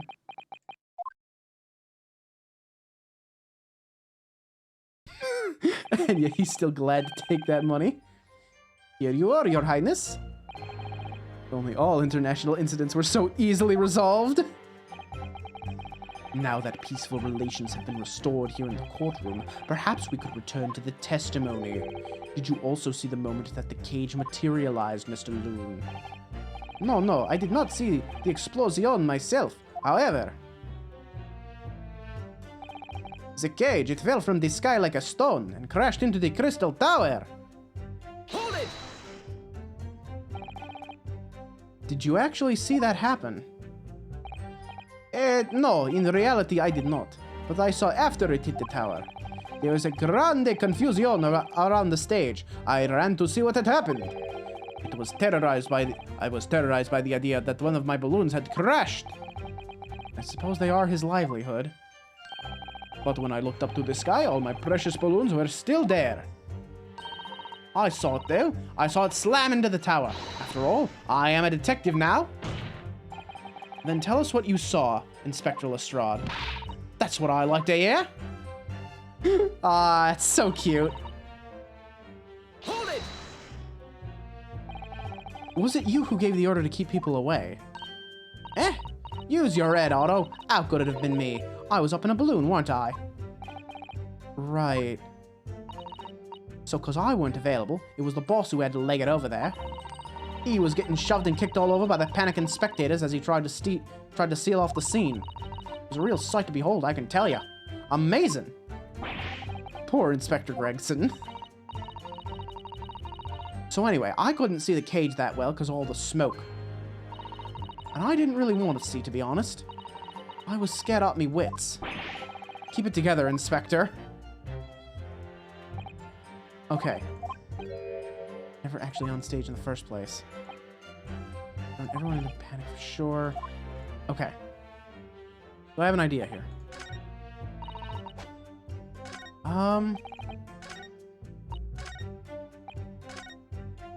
hang on. So here's the thing that's like, I'm just a little bit worried about here, right? I know what the contradiction is here. The contradiction is that we've got an exploded balloon. The question is, do I present the piece of tattered, balloon canvas to Gotts when he's talking about, a green balloon exploding, which wouldn't be a contradiction, it would back up what he's saying, or do I go back to when Loon over here was saying that none of his balloons exploded? That's the question. I think I just present this here, right? Let me just make sure. Yeah, there's nothing new to discover on it, so... Objection! Damn. Okay. Not that one. I don't feel bad about saves coming this one because I know what the answer is. I just don't know how to present it. Let me go back to this one. And present. Objection! There we go. Mr. Loon, in your testimony...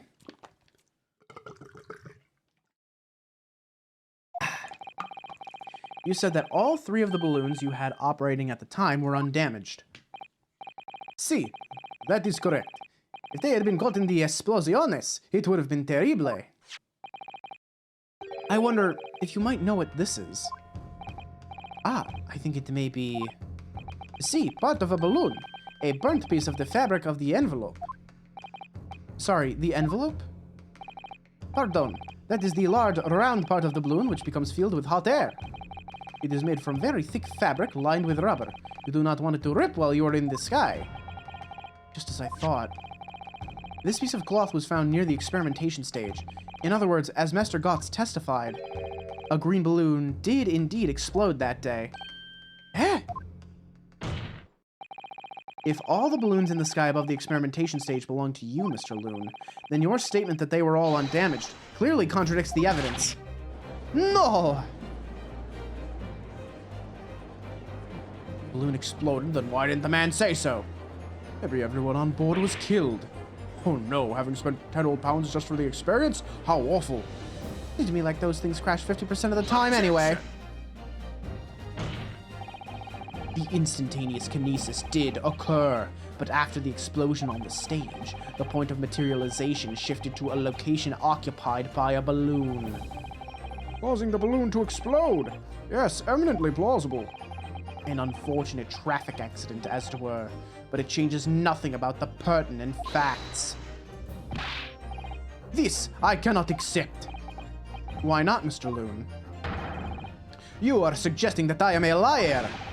That persons died in a balloon incidente. There's no need to get fired up, Mr. Loon. The victim was the sole fatality that day. That's right, and I prove it. Balthazar Loon is not a liar. There was no such balloon in the sky. Is non possible. You're saying that it's impossible. Why? This court has more important matters to discuss than the number of balloons that were operating that day. Aye! But we can't ignore the fact that nobody appears to have known anything about this other balloon until now. My lord, the defense calls for further testimony from Mr. Loon. I concur. There is clearly more to the truth here than meets the eye. It is imperative that we clear up the issue of this phantom balloon, I feel.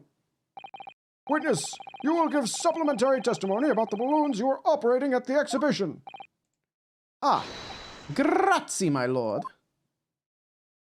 Yeah, that was a pretty weak aye. Yeah. I'm sorry. I didn't want to scream in my apartment. It was a let me give you a take 2 just for that, Alexa. It was more of a aye.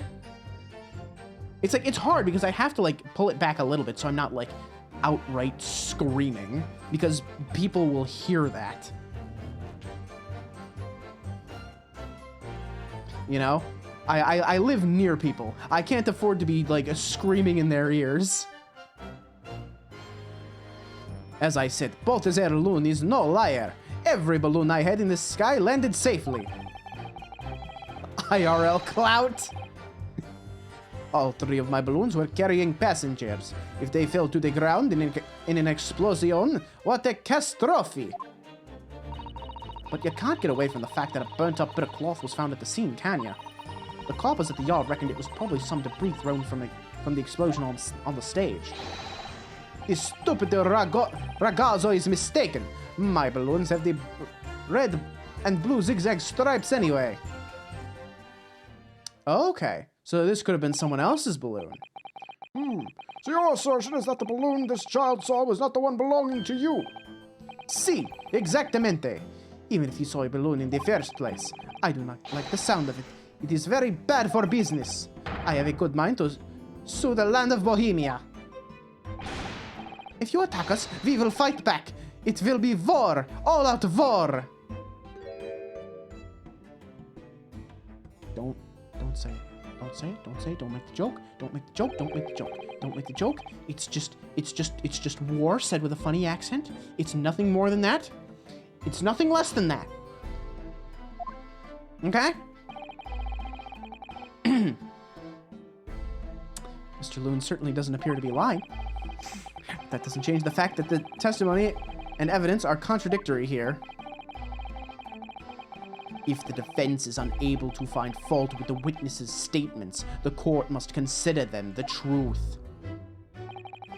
Think long and hard on that, my learned friend. The situation has clearly changed now. I have to get to the bottom of what happened here, no matter what it takes. Counsel, you may now cross-examine the witnesses. Okay.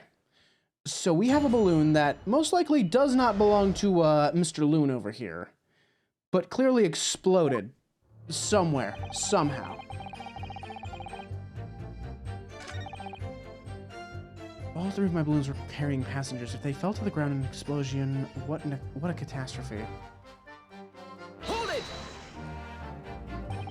It would be quite a catastrophe if they fell to the ground for any reason, I think. On that note, Mr. Loon, tell me, what is it that keeps these balloons in the sky? Are you an idiota?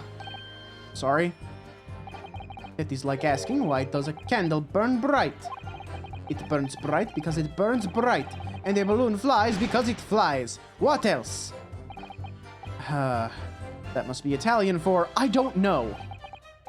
There are two types of flying balloons, hot air balloons and gas balloons. Hot air balloons work on the principle of hot air being less dense than cold air, whereas gas balloons derive their lift by using a gas that is lighter than air. See, and my balloons are filled with the magic gas, I believe. Hydrogen, lighter than air but highly explosive.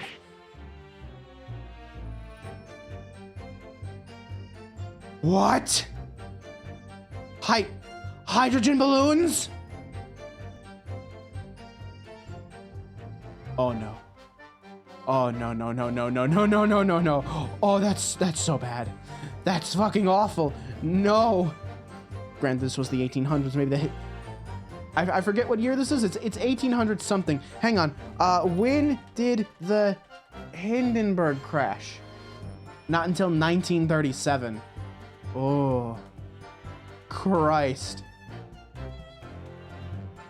Yeah, yeah, don't worry, guys. In, 50 to 100 years, you're gonna find out why we don't fill balloons with hydrogen no more.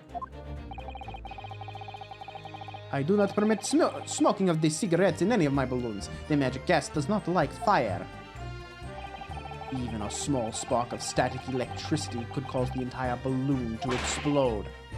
What is the matter with you, signore? All that comes out of your mouth is explosion. I tell you, my balloons are perfectly safe. They have to be, or I cannot eat. None of my balloons exploded that day. I am completely sure. But if you still say that is what happened, you must show me the proof. All right. So Mr. Loon had 3 balloons in the air that day. If none of them were damaged, then what was the one that exploded?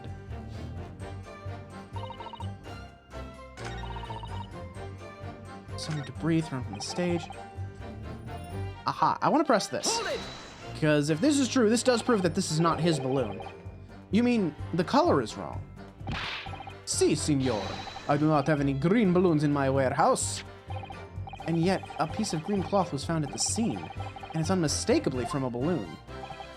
Well, I do not know how that can be. For the sake of argument, let's say that a green balloon did explode above the stage.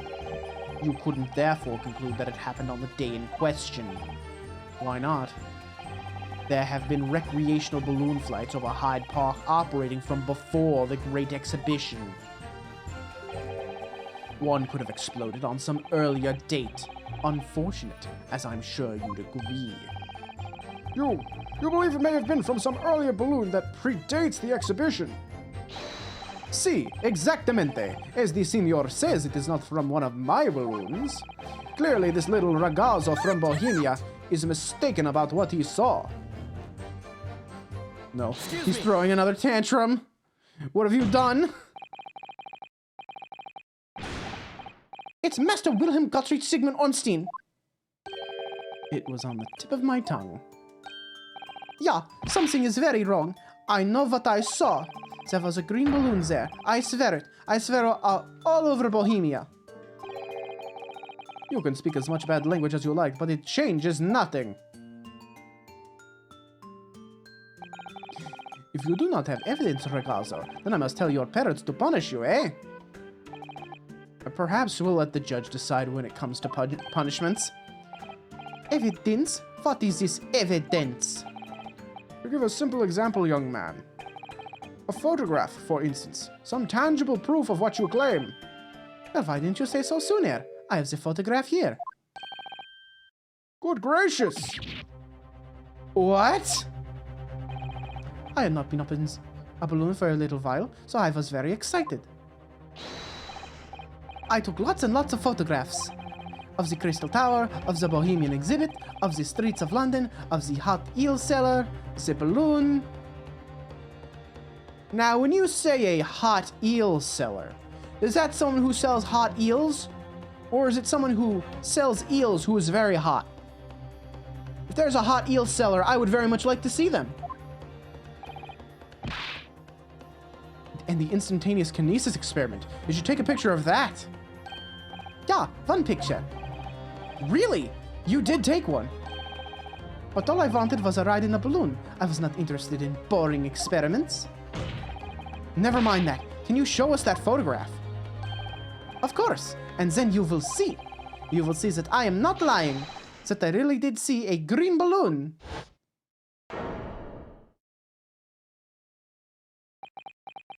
There is indeed an empty balloon there. But we can't tell the color. Well, I see you're all too shocked to speak. Yes, I think shocked is indeed the word, young man. Yeah, perhaps you cannot see that it was a green balloon from this photograph, but that is not my fault. That is the fault of the stupid person who made the camera.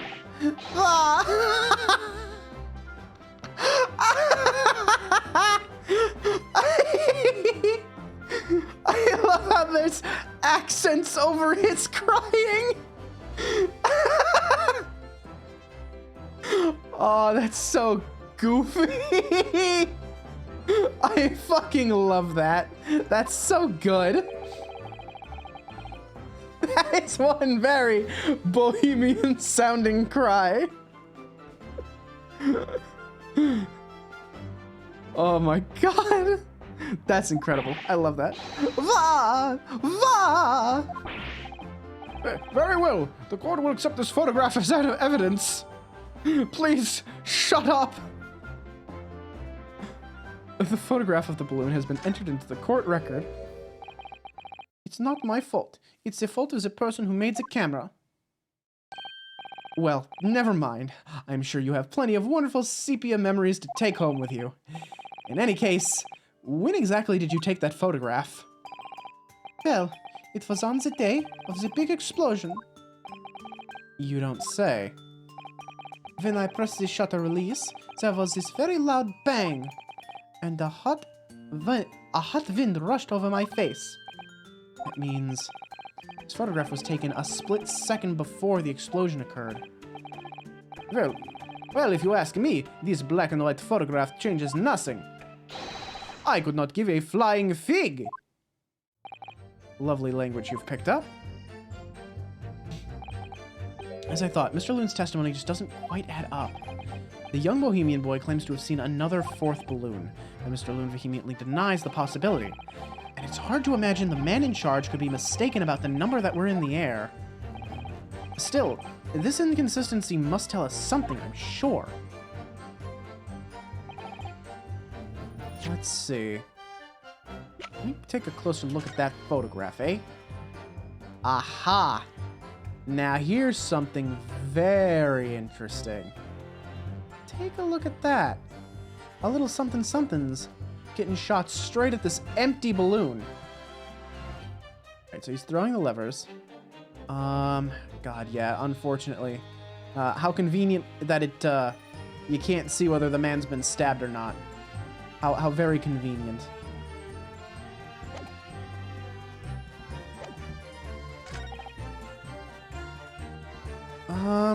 I think I can present this for this, right? Because he's saying all his balloons had passengers, and here's a balloon without any passengers. Objection! Yep. Unfortunately, the photograph Mr. Gotts took can't tell us the color of the balloon, but it can tell us something else. Something crucially important. What? It shows that the pictured balloon wasn't carrying any passengers. Ah, my goodness, you're right. Surely all the balloons would have been carrying passengers. There would be no sense in it otherwise.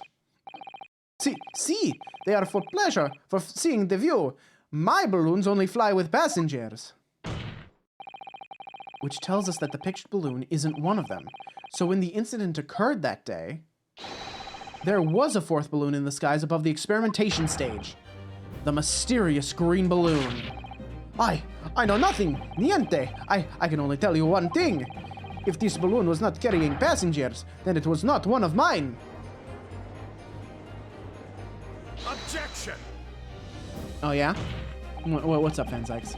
Yeah, illegal tradesmen everywhere you care to look.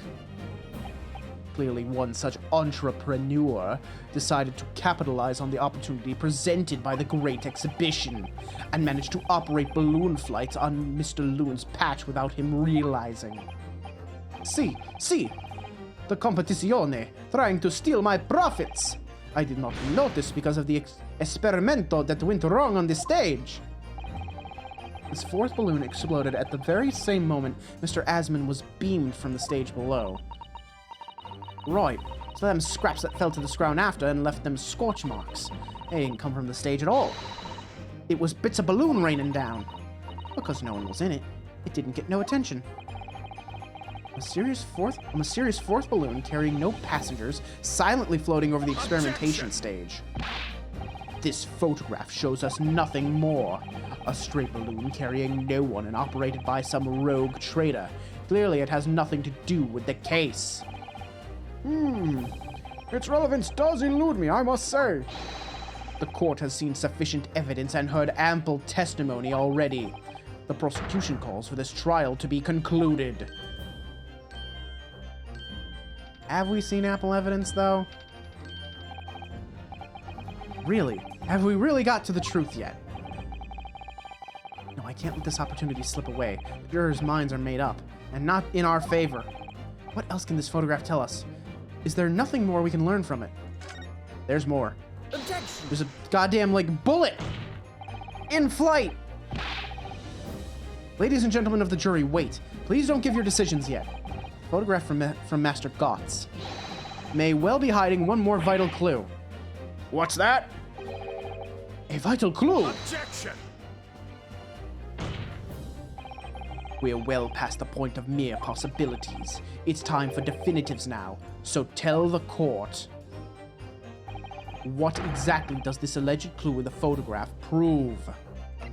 The cause of the explosion. We can reasonably assume that the pictured balloon was destroyed in the searing heat of the explosion. Yeah, that's right. Yeah, it was not my fault. Evidently, because the birdcage from the kinesis machine materialized in the sky where it had been flying. And the balloon, being filled with flammable hydrogen, instantly and explosively ignited. No, that's not what happened. What? It would appear that this photograph requires closer examination. Counsel for the defense, you will highlight the location of this alleged clue in the photograph for the court. Of course, my lord. If you look closely, it's plain enough to see, and what's shown is linked to another piece of evidence we have, in a way that leads to an unbelievable conclusion. The clue that heavily suggests the real reason the balloon exploded is this bullet. The timing of this photograph can only be described as miraculous. If you look, you'll notice there's a bright white line that appears to point directly at the balloon.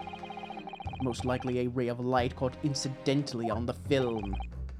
I'm afraid I can see nothing of the sort. If you look with a magnifying glass, my lord, it becomes clear what the nature of this bright line really is. Goodness, what is that? Undeniably some flash of light, yes. Oh golly, do you think it might be lightning? But it couldn't have been a finer day. I believe we may be looking at fire.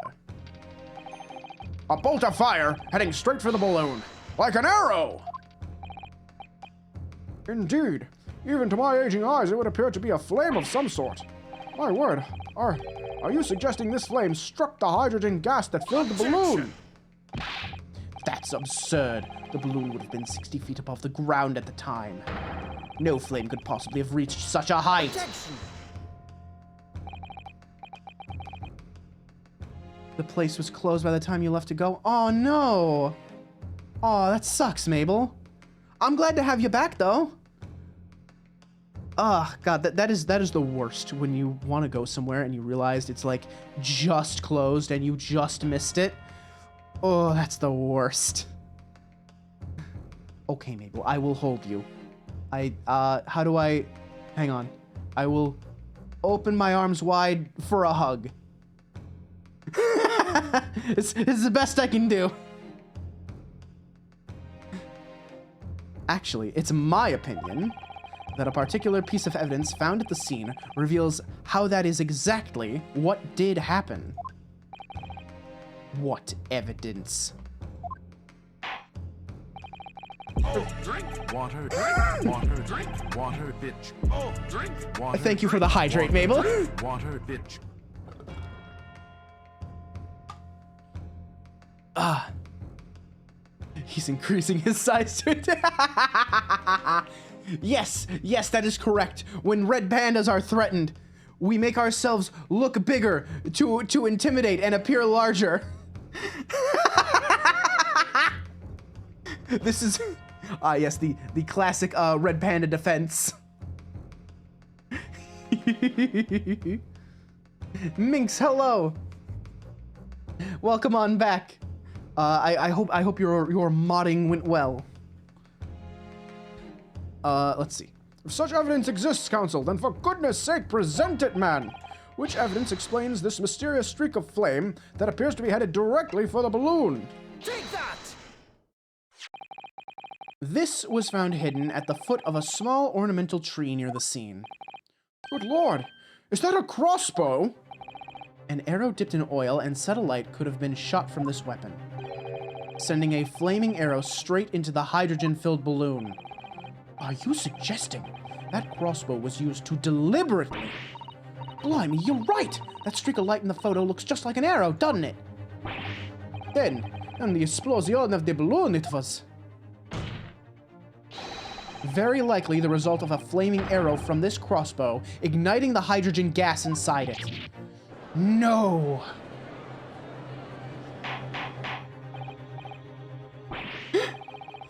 You messed up a shout out and they made fun of you. Look. The mods bully the streamer bullies the mods. It's back and forth. It's very important. Order! Order! Counsel, this is an extraordinary supposition.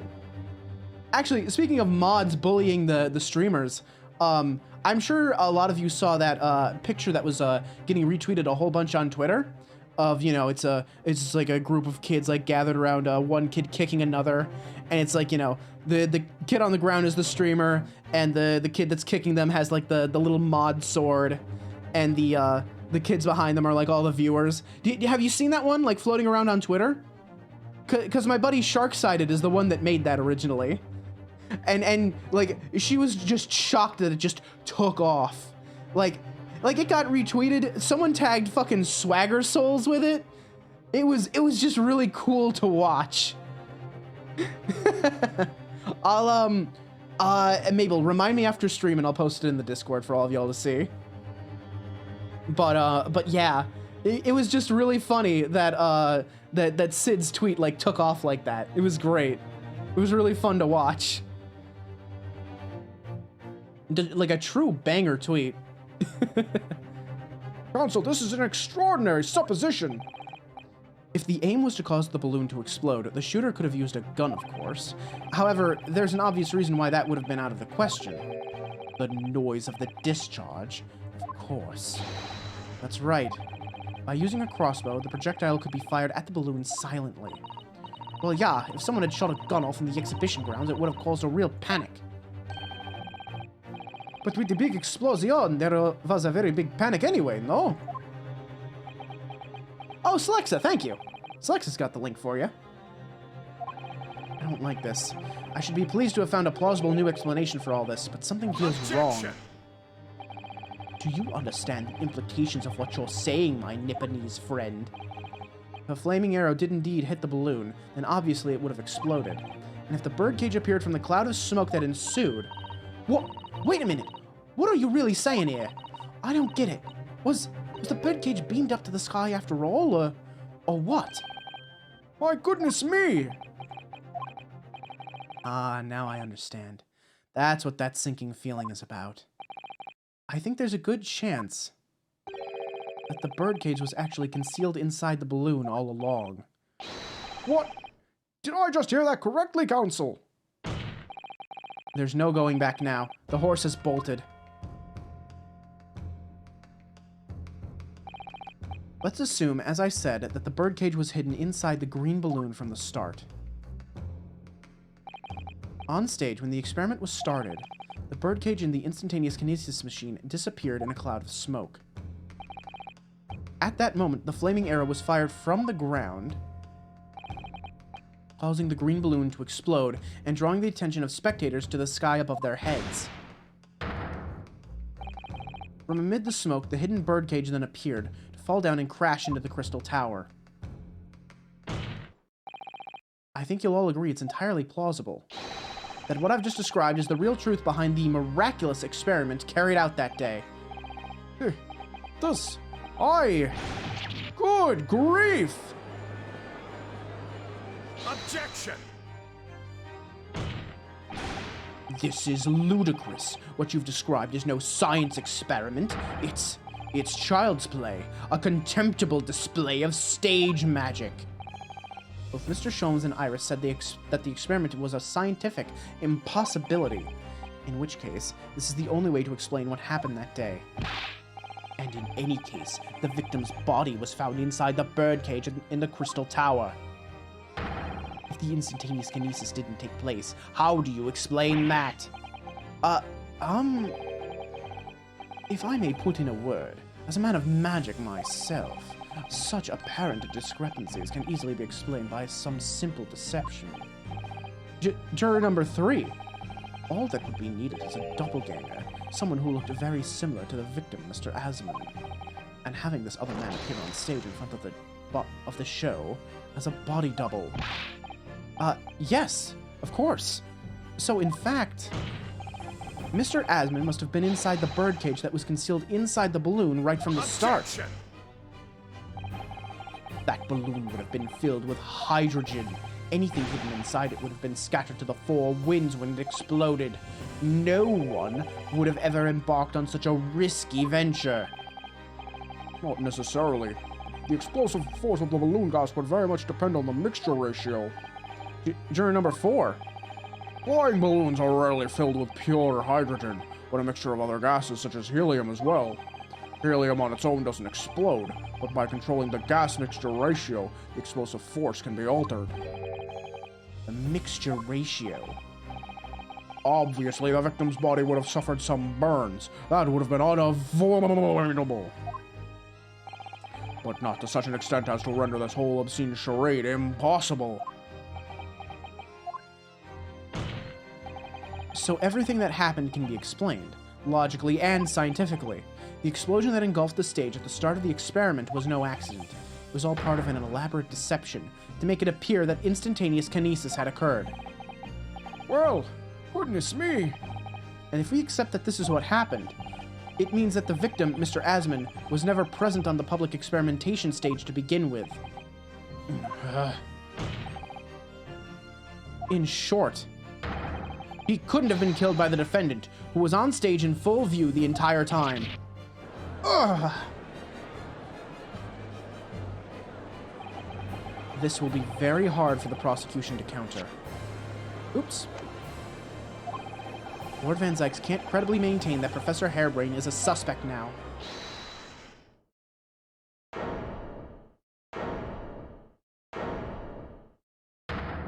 Oh dear. Oh no, not you. Mr. Naruhodo, I appreciate your efforts, thank you.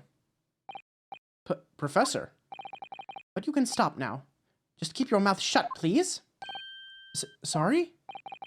What's all this about, Mr. Harebrain? I, Albert Harebrain, hereby confess that it was me who stabbed Mr. Odie Asman. Yes, it was me, with my faithful friend and partner, Andrew the Screwdriver. What are you doing? He's so intent on, like, keeping his hypothesis together, on letting this machine, like, not be, like, investigated, that he's throwing himself in jail. Order! Order! Order! Defendant, explain this sudden confession. Professor Harebrain, what are you talking about? It's what I've said all along. I must protect my hypothesis and my precious machine. You stand there and claim it was all a trick, an elaborate prank, but where's your proof? No, you'd have to examine the machine if you wanted to prove it, but then it would all be over. My beautiful hypothesis would be laid bare. I mean, the indignity of it! It's clear that you drew the plans for the experiment, but you didn't actually build it. It's quite conceivable that you were duped, Professor. Barrack! Yes. I'll cooperate. I'll do whatever you say. I swear it. So please, ensure the special dispensation for Scientific Equipment Act is adhered to and protect my creation.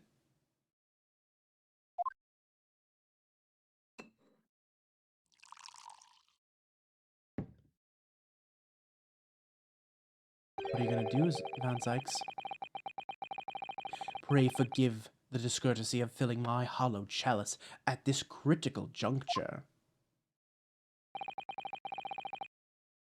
Here's to my learned Nipponese friend. What? And his upcoming attempt to clarify the defense's position in the light of the accused's confession. Do you intend to formally assert that the experiment was nothing more than a conjuring trick? Because the moment you do, the Special Dispensation Act, or the Special Dispensation for Scientific Equipment Act that protects the professor's invention will cease to apply. The prosecution will then demand a rigorous examination of the machinery involved in order to establish the truth. However, if you acknowledge that the machine is genuine and instrumental in the victim's murder, any chance of investigating will be crushed and the confidentiality of the professor's hypothesis preserved. Well, counsel, what is the defense's official position on this matter? What Professor Harebrain, my client, actually asked of me was to prove that the explosion on stage was an accident and protect the secrecy of his hypothesis. But there's no way to do that without implying the professor's guilt. Do I protect my client's life by asserting his innocence, or do I uphold my client's request but see him condemned? Either way, I can't avoid betraying his trust. You've been silent long enough. isn't talking your trade, my learned friend. Or has all knowledge of English escaped your confused Nipponese mind?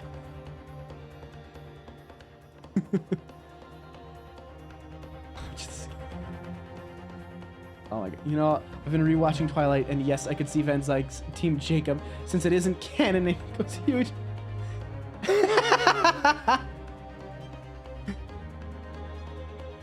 My god. Oh my god. Goes into huge video essays defending him. That's great, Mabel. The legend of Team Jacob Van Zykes will forever live on. Alright, let's see. So, let's see. Mr. Naruhodo. There's no escape here. I have to make a choice, but it's an impossible one. I have to give up on something, but what?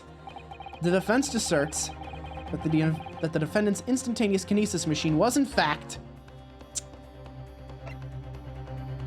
I'm sorry, Dr. Hairbrain. Or Professor Hairbrain, or whatever you are. But, we gotta get to the bottom of this. We gotta see the truth.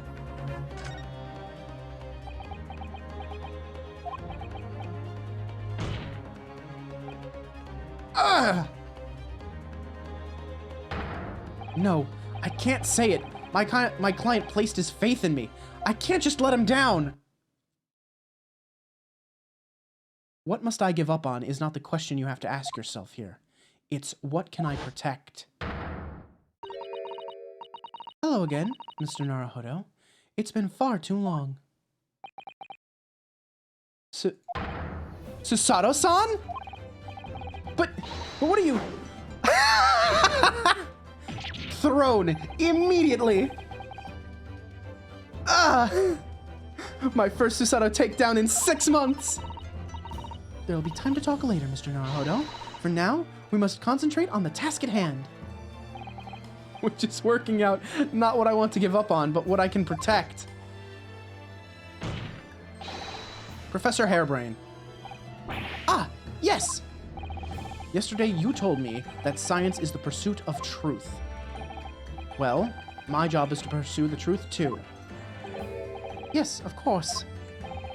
And personally, I believe that you didn't stab Mr. Asman. I think you've come to realize something yourself too, haven't you? That your experiment and the machine you built with the victim are questionable. The truth behind that is what we must both pursue now.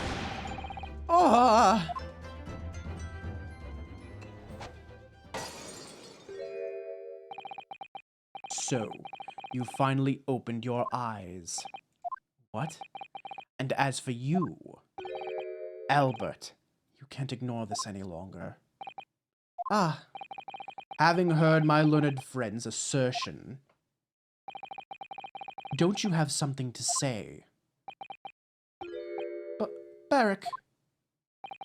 Lord Van Zykes. Gosh, I've never heard him speak that way before. In truth, there is one thing. Something I've remembered that's of relevance. What? On the day it happened, just before I began the experiment, I saw a man near the stage. A man holding that crossbow. I beg your pardon. Professor, did the man have any distinguishing features? What did he look like? Tall. Taller than me, and thinner than me, with straight hair, straighter and whiter than mine. Let me see. One less lens than me too, a monocle. Rather stylish, black monocle. But one thing in particular will help to positively identify the man. You see, I know him very well. After all, he's the engineer who built my invention. What? Oh my god. He built the machine. Yeah, Van Zykes tossing the wine bottle is one of my favorite things ever. Honestly. Drives me insane that no one even tries to stop Van Zykes from casually yeeting a bottle of wine into the jury. Yeah, it's fucking wild. Built the machine. That's right. Mr. Asman introduced him to me a year ago. He's a man by the name of Enoch Drebber. Enoch Drebber! Does this name mean something? Members of the jury seem flustered. Not a name any scientist wishes to hear. The man's an abomination. Not a name any conjurer wishes to hear either. Who on earth is he? I'm afraid this isn't the first tale of this nature that I've heard in scientific circles in connection with that name. There's talk of other flamboyant experiments that turn out to be nothing more than stage trickery in the end. Obviously, the rascal is after the government's research grant money. When magicians are in need of money, I have heard of them resorting to these underhand tactics. Some acquaintances of mine with experience of such things have mentioned Enoch Drebber's name before. The man is both an engineer and a magician. Yes, we're dealing with an unparalleled confidence trickster here. That's Enoch Drebber for you.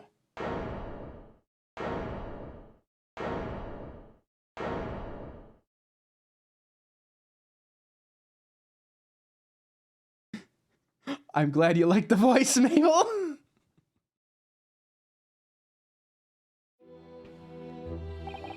So it's true then. My invention, my great machine, it was just a grand illusion. Considering what we've just heard about Mr. Drebber's character, I'm sorry to say that sounds increasingly likely. Even though no one else believed it, I wanted to. I wanted to believe that machine would function exactly as my hypothesis predicted. Which is why you were so opposed to it being investigated, I presume. I knew that if the machine was examined in detail, its construction would give away my hypothesis. Obviously, I didn't want that to happen, but at the same time, I knew that if it was found to be nothing more than a trick, than a work of deception, then everything I'd worked towards, all my research, all my dreams, my whole life would be over. I was terrified at the prospect. So you really had no idea then, did you? About the true nature of the machine that was built, and the true nature of Mr. Drebber. I never questioned anything. I didn't want to question it. It's entirely possible that Mr. Asman and Mr. Drebber were working together to use you as a means of fraudulently acquiring the research grant money.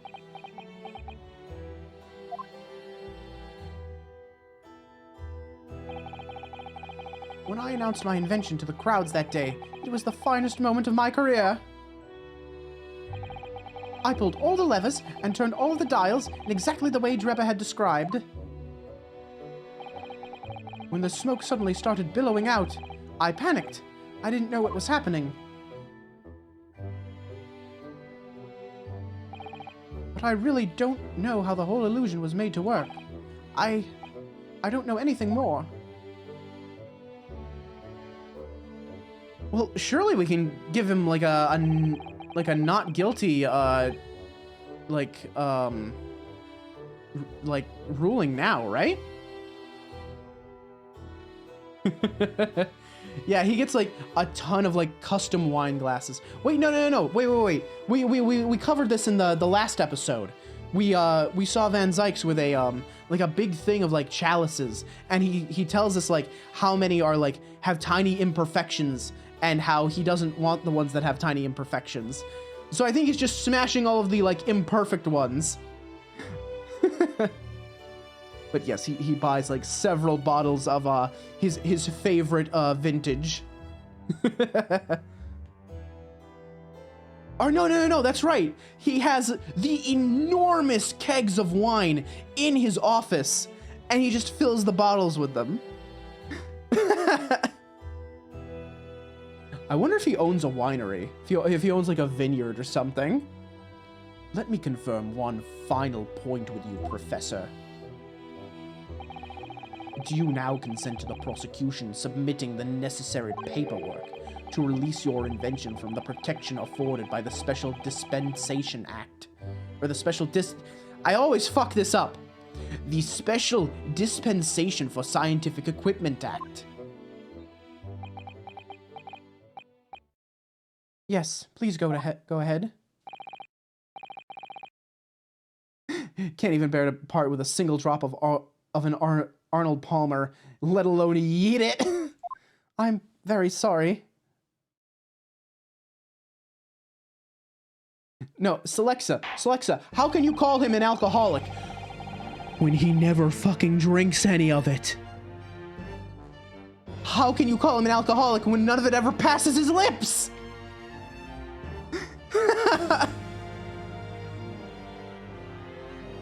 It would appear that we shall have to suspend proceedings for the remainder of the day now. Lord Van Zykes. My lord. The court has clearly been made aware of another party whose involvement in this matter is critical. Yes, Mr. Drebber. Gather information about the man. If possible, I should like him served with a subpoena. With pleasure, my lord. Now, counsel for the defense. Yes, my lord. When we reconvene, I shall be looking for one thing and one thing alone from you. Evidence that the defendant is innocent of the crime for which he presently stands accused. I understand. Good. In that case, this court is adjourned until tomorrow morning.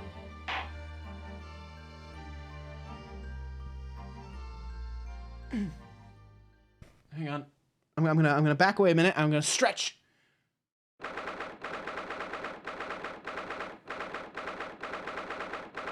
There we go. There we go. Haha, he said Pina. Oh my god, Celexa! Jesus Christ. Mr. Naruhodo. Yes? I'm so sorry. I was wrong. You were right. I tricked you. You trusted me. I dragged you into my mess. Oh, how did it ever come to this? I'm so sorry. Did you really have no idea, Professor? About what Mr. Drebber was really up to, I mean. About what he was really constructing. Naturally. That machine was the embodiment of my hypothesis, of all my hopes and dreams. I had complete faith in it. All right. In that case, I won't say any more. Now, sadly, the murder accusation against you still stands, so we must do as much investigation as we can before the trial resumes tomorrow.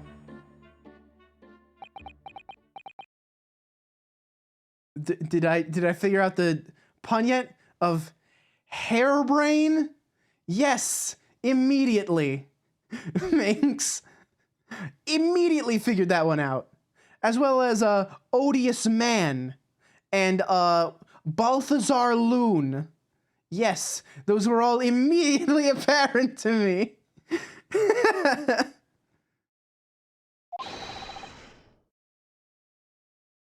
Well, thank you for doing so much for me.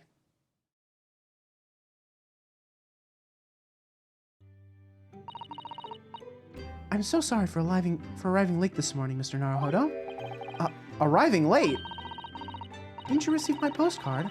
I wanted to let you know when I'd arrive. Postcard? What postcard? I hid it from you, Runo, so it would be a surprise. Well, did it work? I was surprised, all right, especially when she threw me to the ground. Oh dear, I'm so sorry. I was just so happy to see you again that it sort of slipped out. Yeah, you know.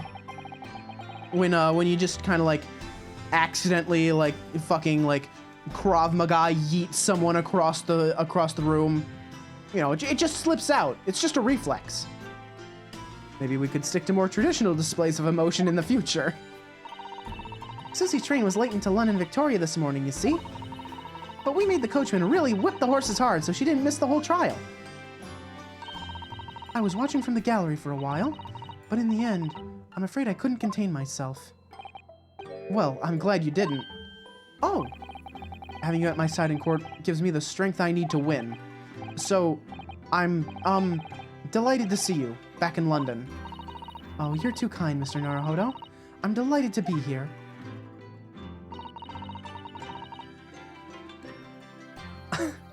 I hope I can continue to be of service to you. So hyped to see you. She just casually suplexes you. Yeah, Minx sees me and she's like, oh, and then just fucking throat punches me. And then like as I like bend over, clutching my throat, choking, there's like an uppercut, and it's just like it's like a Mortal Kombat finisher. Enoch Drebber. Would make sense if it was a reference. Yeah, actually, hang on. Maybe Enoch Drebber. Well, Ace Attorney is the first thing to come up. All right. Well, not important then. If Ace Attorney is the first thing to come up, I'm not going to go any further than that because I don't want to spoil myself by accident. But there was like a Google option like Enoch Drebber Sherlock Holmes. I'm assuming he's a Sherlock Holmes character, probably. Of course. So what's brought you back? Did Professor Mikotoba not protest? Let's save all that conversation for when we're back at home, shall we? You know, I made one of my most special blends ever for this special occasion. Oh, Iris, how wonderful. I can't wait. Susato-san was back in London. It's hard to describe how happy that made me feel at the time, but despite my elation, our tale was about to take yet another extraordinary turn.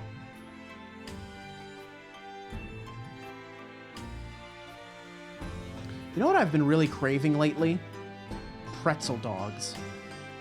I want a hot dog wrapped in a pretzel, like brushed with butter and salt.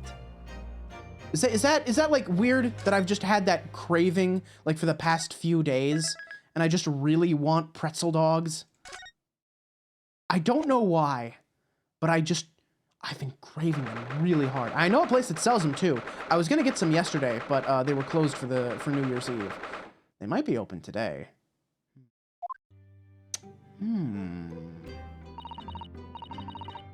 Oh, this room. It's been too long.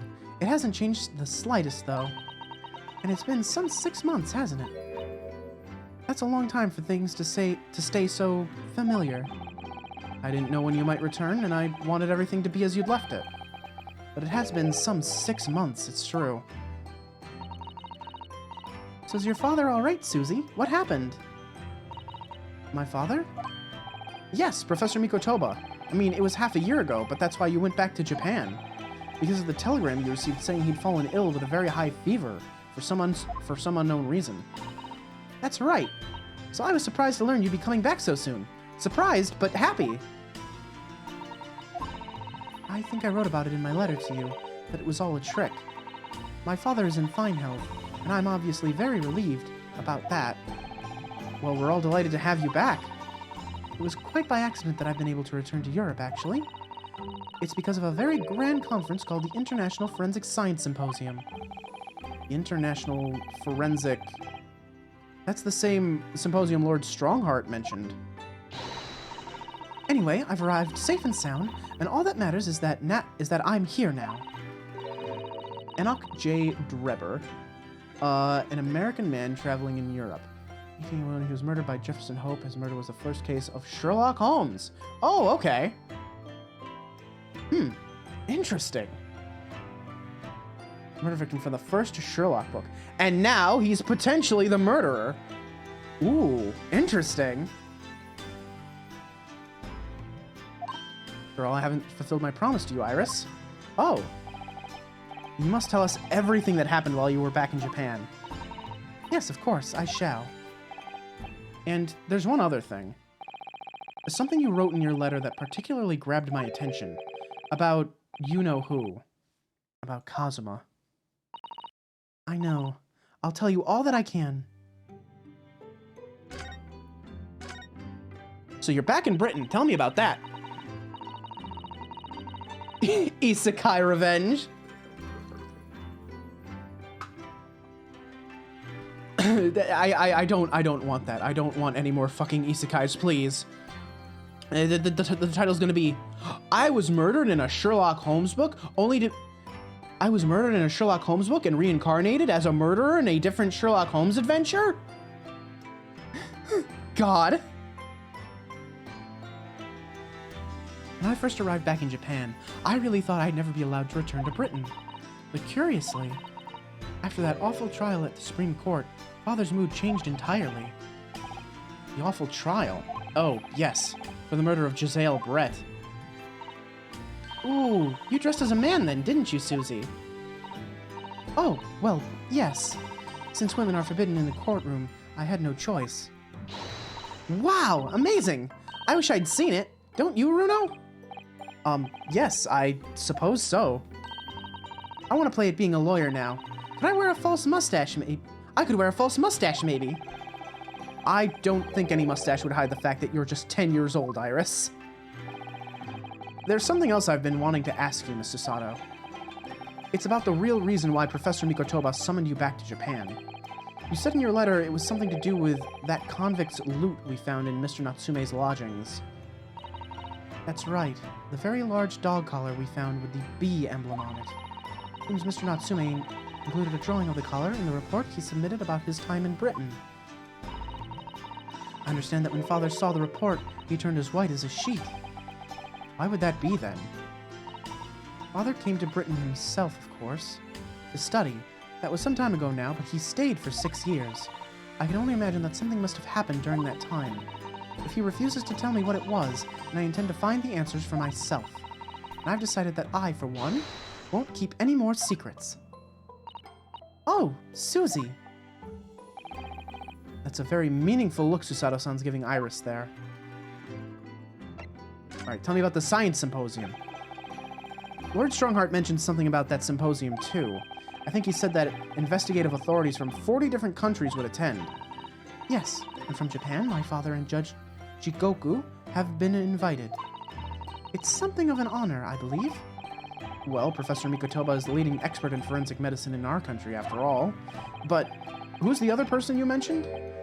Judge, did you say? Yes, His Excellency, Judge Seshiro Jigoku. You've met him, Mr. Naruhodo. Last year, in the Supreme Court. You can't possibly have forgotten. That terrible trial of yours, when you were accused of murder. Ah, yes, I try to think of that as a positive turning point in my life these days. Well, it was Judge Jigoku who presided over that trial. If I'm perfectly honest, I'd be happy to never to see that man's face again in my life. Oh, well anyway, as Father was invited to the symposium, he agreed to me returning to Britain too. He won't actually arrive until next month, but, well, I couldn't wait. So I pleaded with him, and in the end, he agreed to me going on ahead. Yes, about the symposium. It seems as though Lord Strongheart has put an awful lot of work to make it happen. It's obviously very important. I believe it is, yes. As I understand it, Lord Strongheart organized the entire event himself. I think he's hoping that by achieving exceptional results, he'll get the job of Attorney General, the most senior position in the British justice system. He's hoping to use his power to create the world's finest policing institution. That's what Father said anyway. Apparently it's Lord Strongheart's lifelong ambition. Does Professor Mikotoba know Lord Strongheart personally then? Does Professor Mikotoba know Lord Strongheart personally then, I wonder? Actually, Lord Strongheart gave me a long speech all about this very subject only yesterday. But I sort of lost the will to live early on and didn't really listen to much of it. How trying for you. Giselle Brett. The woman whose unforgivable actions ended in me being wrongly accused of a crime I didn't commit. The murder of Dr. John H. Wilson. Yes, Giselle Brett. That's a name I won't forget for as long as I live. Extraordinary thing is, though, it seems it's a name we should all forget. Sorry? Since the incident, our government's intelligence services have been investigating Miss Brett. But it turns out that an Englishwoman by the name of Giselle Brett didn't actually exist. Didn't exist? But how can that be? It was a pseudonym. Her real name was Shin, and she wasn't a visiting student either. That was a front. A front? Who on earth is she then? Miss A. Shin. Asian? Is that a pun on Asian? Her name is literally all our intelligence services have been able to ascertain about her. No one knows why or even how she came to be in Japan. It's a complete mystery. But that makes no sense. It's no easy task to be accepted as a foreign student anywhere. What could the woman have been up to? I'm afraid I really don't know. The only thing we can be sure of is that she had some business in our country that we don't yet understand. Her pseudonym was basically is a Brit, and then her real name is Asian. Yes. That's incredible. Oh my god.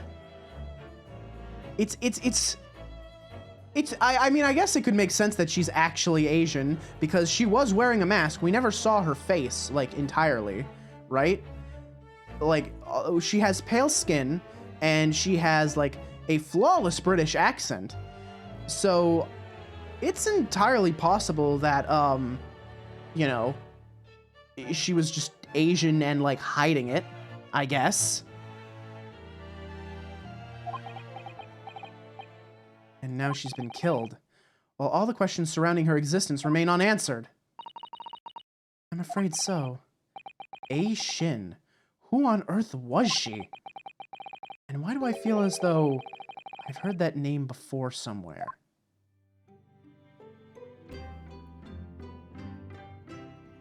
Why do I feel like I've heard that name before? Huh. God, that's the hard part about, like, playing this game, like, on a once a week basis. You forget some of the finer details. But now that Naruhodo mentions it, yeah, I remember someone mentioning that name somewhere. Huh. So what about Kazuma? After my friend Ray's trial, the reporter who actually killed Miss Brett said something very strange. I know the truth. I know the truth. I know you had a hand in what went on. That visiting student's fate. Nobody here in Japan knows anything about it. They don't know that the guy never made it to England, that he died on that steamship, and that he'll never... Obviously, I couldn't ask him to elaborate at the time. But later, I visited the man in his prison cell and asked him what he was going to say about Kazuma-sama. And what did you learn? After he died on the voyage to Great Britain, his body should have been unladen at the port of Hong Kong and passed into the care of the consulate staff there. Should have been? Well, it turns out that his body never arrived. It just disappeared. What? Kazuma's body vanished? Our government tried to cover the fact up, it seems. They erected a grave on the cliffs by our hometown. Except, Kazuma-sama isn't there. Did Professor Mikotoba know about this? Yes, it would seem that he did. But he didn't tell me. They're still investigating what happened to Kazuma-sama's body as we speak. I just don't believe it. And what is this acute feeling of apprehension I have all of a sudden? Thinking back now, some of the things that happened on the SS Buria were definitely strange. I mean, after he died, we never saw his body again, did we?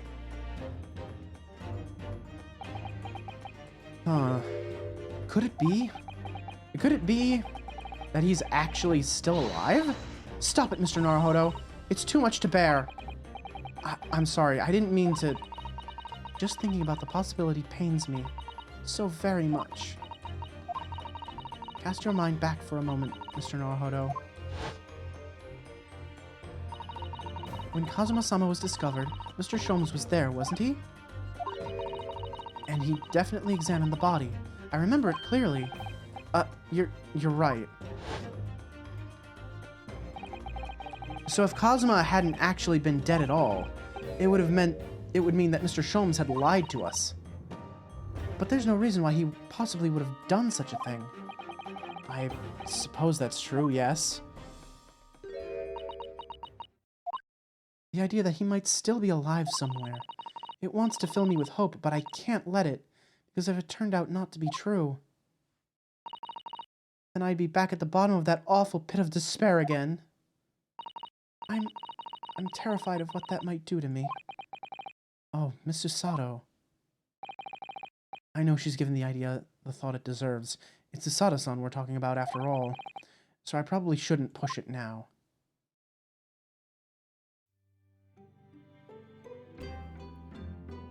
Alright. Well, that's, can't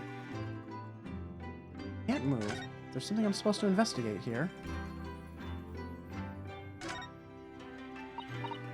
Oh, I'm so looking forward to making you some tea again, Mr. Naruhodo. Which you'd think I wouldn't like, given that I'm not keen on bitter flavors. But it is Susato-san's tea. And it's amazing what a little cake or something on the side can do. I would dearly love to serve you some sort of Japanese sweet alongside your matcha green tea. But I suppose that's simply not possible given how long we've been staying here in London. Well, I do like the little chocolates you put with my tea. They go wonderfully. Oh, Mr. Naruhodo. You would, wouldn't you? That gives me a warm glow inside for some reason. Aww. Oh, we should talk to Iris. Must be about a year ago now. I wrote a really long story based on some of my father's old notes.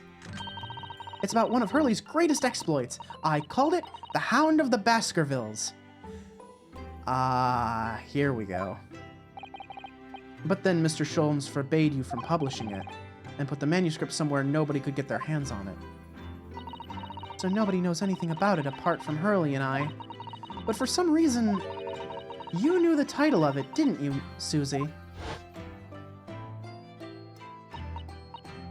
Uh-huh, yeah. Susato said the name of the manuscript before Iris had said it. And you wouldn't tell me how you'd come to know it. Yes, but I made you a promise that I would explain one day, didn't I? I think it's time. Oh! Oh? Sholmes told her, right? I'm only sorry I had to keep it from you for so long, Iris. Yeah, time travel. It's clearly time travel. Susato's a Time Lord. It was completely by accident that I came to know the title of your manuscript, Iris. It was a short while before we left Japan. I was cleaning Father's study, and I saw something on his writing desk. A large box of papers. There was a label affixed to the box that was written in English. It read, The Hound of the Baskervilles. What? My Baskerville story? Of course, I had no idea what it was at the time, but Father came in and... Susato, what are you doing? There he is. Omni-Man himself. Oh, Father. Did you look at those papers? No, I simply read the label, that's all. Well, put it out of your mind. Sorry? Forget that you ever saw it, and certainly don't tell anybody else about this. Do you understand? Wasn't time travel, it was fan fiction. But what was Iris's manuscript doing in Japan? I have no idea. But when I heard Iris mention the word Baskerville that day, the title just slipped out. I would never have guessed that it was an unpublished account of one of Mr. Sholmes' exploits. When I returned to Japan, I asked Father to explain, but he refused to answer any of my questions, and there was no sign of the big box in his office. That's really all I know about it. I've no doubt that Father has a very good reason for being so secretive about it, but still, I made up my mind to explain myself to both of you. Well, thank you for being so honest, Susie.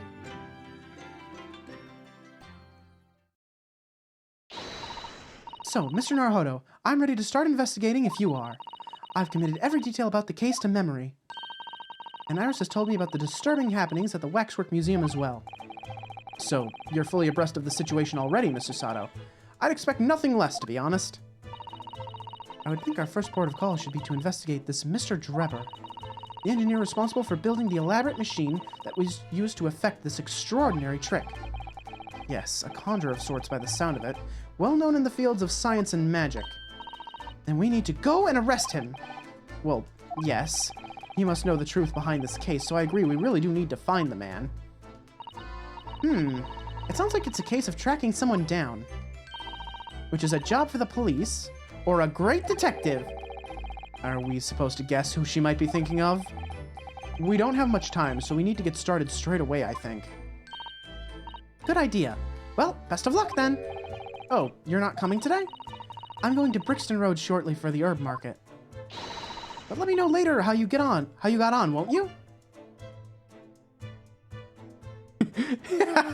Ah, yes, the great detective, Minx!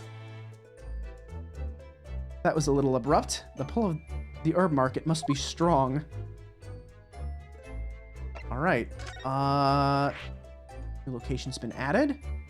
So we have a couple of spots here. Let me check Sholmes' suite real quick. Because Sholmes might be here. Or maybe he's not. Yeah, he might just not be here at all. Completely empty. Well, let me check the experiment board. This blackboard is where Iris scribbles down her latest ideas, isn't it? Let's see. Oh, she seems to have drawn up a little stick of figures. Oh, she seems to have drawn a lot of little stick figures, all lined up. Look. Cheap apples at the market is what all of them say. What? The little figures can speak? All your questions would be answered if only you would read this month's Rants magazine. So I'm the only one who can't make any sense of this?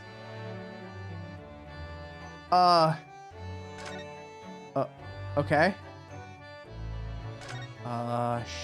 Sure. Alright then. Cheap apples at the market. Excellent. Let's see. We'll go maybe one more location. I don't want to end just yet, but soon. Let's see. We should check out, Strongheart's office? Strongheart might have something to say. Oh. Long white hair. Tall and thin. Could this be our engineer?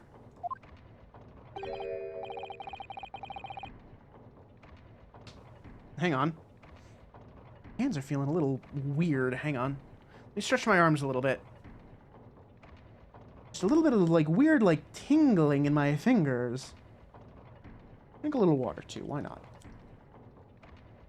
I think maybe my arms have been in the same position a little too long. Blood flow's maybe a little bit, I don't know.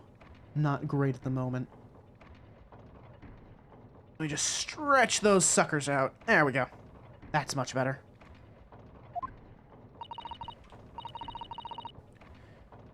I did drink a little water. Thank you, Minx. I wonder, I've never seen her before. Miss Ma'am? Unamused already simping, I see. Excellent. Ah, the young champion of the court. You had some success this morning, I understand. And you've thrown the entire government into disarray as a result. Oh. You mean because of Professor Harebrain's experiment? Sham science being demonstrated at London's great exhibition. The country's been made to look foolish, and now the politicians are scrabbling to respond. Lord Van Sykes is in Whitehall as we speak, giving an emergency briefing. Oh dear, I didn't mean to cause any trouble. None of this is your responsibility. The government is entirely to blame for having been taken in. A special dispensation that prevents the investigation at the scene will be annulled later today. Once that happens, my forensic investigation team will move in and deal with that scrap metal in no time. It's scrap metal now, is it? Oh, wow. Well, she doesn't have a monocle, so I guess she's not who we're looking for. Until later then, Lord Strongheart. Yes, thank you. There she goes. Man, why are, like, all, like, white-haired anime women the best? Like, why is that just a rule? Why are they all excellent? Like all of them, like always, unequivocally.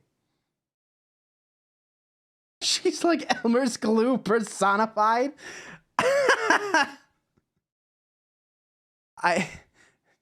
I mean, I think there's probably a hot glue joke there to make there, but I'm not going to be the one to do it.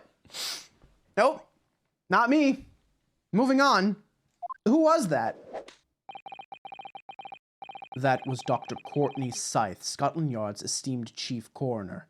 Oh, she did the... Ah, so that's why her name was on the autopsy report. What the fuck is that supposed to mean? I mean, she is very, very pale. Let's see. So yeah, like her name was on the autopsy report as the coroner. So that's why her name was on there, isn't it? I wonder if that's going to be important later. Gee willikers. I sure do wonder.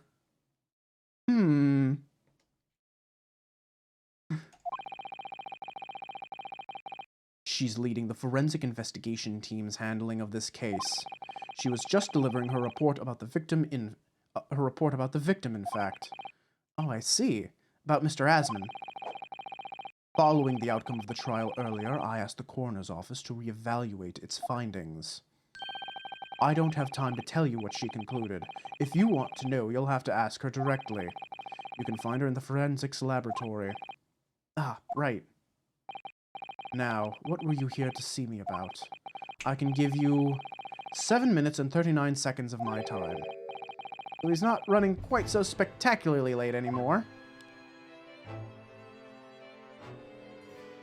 Alright. Tell me about the forensic investigation team. What exactly is the forensic investigation team that you mentioned before? The British Empire's police force must become the most exemplary in the world. For that to happen, it's imperative that we embrace forensic science and everything it has to offer. I created the first forensic investigation team a year ago now. Unofficially, of course, to pave the way. Goodness, a year ago? At next month's symposium, I intend to present the results of their work to the world. Once I do that, the House of Lords will be powerless to impose the creation of a full-scale forensics division. And once that happens, the position of Attorney General will be mine, and criminals will suffer dearly. What do you mean? For too long, those scoundrels have made a mockery of our legal system with false evidence and bribes. But London's scum is about to be rounded up and burnt in the fires of hell. I intend to see it personally. You know, I'm wondering if maybe Van Zykes isn't the Reaper. I'm wondering if maybe, perhaps, this man with this, zealous, love of justice and punishing criminals that get away with fake evidence and bribes. I wonder if, perhaps, maybe, he might have something to do with that. Curious. By creating the finest police force the world has ever known to protect our honor and future. Look at those eyes. He means every word. Dr. Scythe is an extremely reliable coroner. When I officially establish the forensic division at Scotland Yard, she will run it as my right-hand woman. Now then, speaking of the symposium, Miss Miko Toba. Oh, yes, my lord. Your father should be on the high seas as we speak, making his way here to represent the Empire of Japan. Yes, that's right. I understand you will arrive at the beginning of next month. Are you acquainted, Lord Strongheart? With Professor Miko Toba, I mean. It was many years ago now, but yes, I remember Dr. Miko Toba very well. Ooh, tell me about that. If my memory serves, it was some 15 years ago now that your father came to Britain as a visiting student. It was the year I was born. So yes, 16 years ago, in fact. Miko Toba was a young practitioner of forensic science, and Jigoku accompanied him as a young, promising judge. The punctiliousness and politeness of the Japanese at the time impressed us greatly. Not that I wish to imply impoliteness or carelessness on your part in any way. I didn't think that you were. Dr. Mikotova studied forensics at one of London's large hospitals. St. Sinners, if I'm not mistaken. St. Sinners. Interesting name. Dr. Scythe was also there then, as it happens. Then, Dr. Scythe knows my father, does she? She was a young medical assistant at the time, so I doubt their paths crossed regularly. But I've no doubt they knew each other superficially. After all, Mikotova was here studying his subject for some 6 years in total. 6 years? That's a long time to be studying abroad, isn't it? And with a daughter at home. Jesus Christ. Like, so poor Susato didn't know her father for the first 6 years of her life? Huh. I lived with my grandmother in those years. So he left his newly born daughter behind and went overseas for 6 whole years? It was a rather turbulent time at home. Oh. Perhaps father wanted a reason to get away. What do you mean? Why? Well, clearly something was going on at the time. The death of her mother, maybe? It would have had to be, right? Like, her mother died and he, like, ran off? Like, because he was, like, bereaved, maybe? I wanted to ask you about Lord Van Zykes, actually.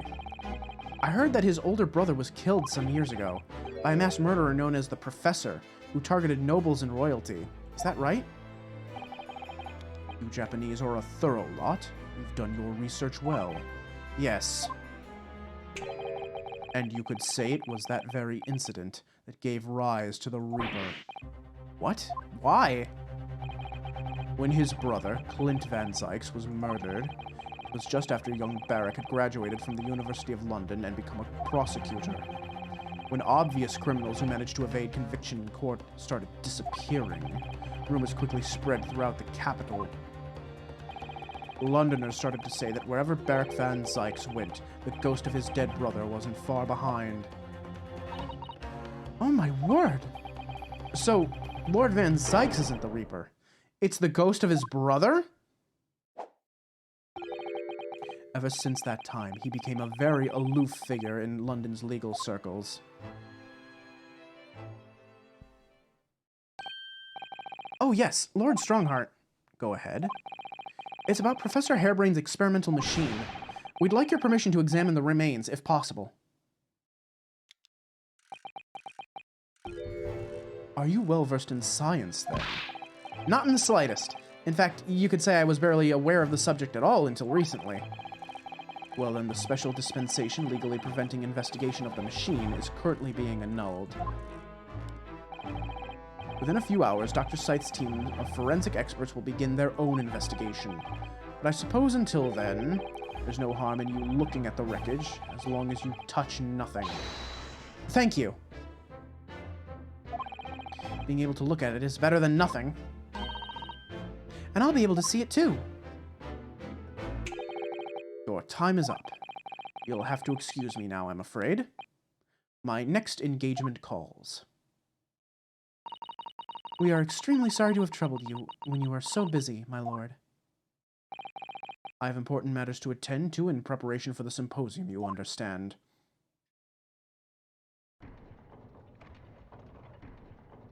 Aw, yeah.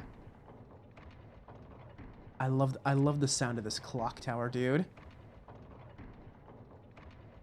Got a real sick beat.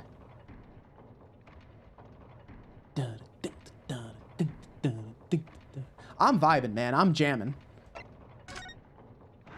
Okay, so let's see. We have the prosecutor's office. Oh, we can't go there just yet. We have the forensics laboratory. We have Okay, this will probably be the last spot I visit before we wrap up, but if you're gonna give me a chance to see Madame Two Spells again, I'm not gonna say no.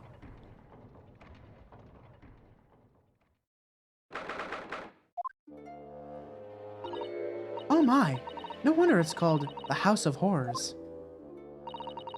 I'd like to turn on my heels and go straight home. via the confectionery. Being scared makes you crave sweets? I can understand that. I was looking forward to a reunion after 6 months away, but there's no sign of Mr. Sholmes anywhere. That's strange. He should be here investigating the abduction of the waxwork. Oh well, suppose we'll just have to come back again later. Oh no, there's no one here? Oh no! Oh, sad. Very sad. How unfortunate. Well, there's nothing here for us yet then. Gonna have to stab a bitch. She didn't flirt with me. I just really like her. She's very pretty. I definitely have a type, and ooh, shit. She hits that type like exactly. Oh, wait, we can see. Hang on, we can go say hello to Miss Scythes, perhaps. I believe this is it, Dr. Scythes' laboratory. That chemical smell really assaults the nose. There's plenty to assault the eyes in here too. It's pretty cool. Like, I like how you have like the very fancy kind of regal like desk and the gothic chandelier and all this stuff over here, and then you have like just the harsh medical shit like on this side. I like that. The duality is very nice.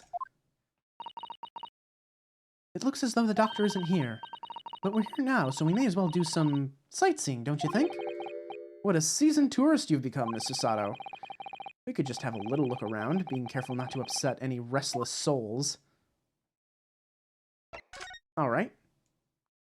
Oh, it's dead quiet in here, damn.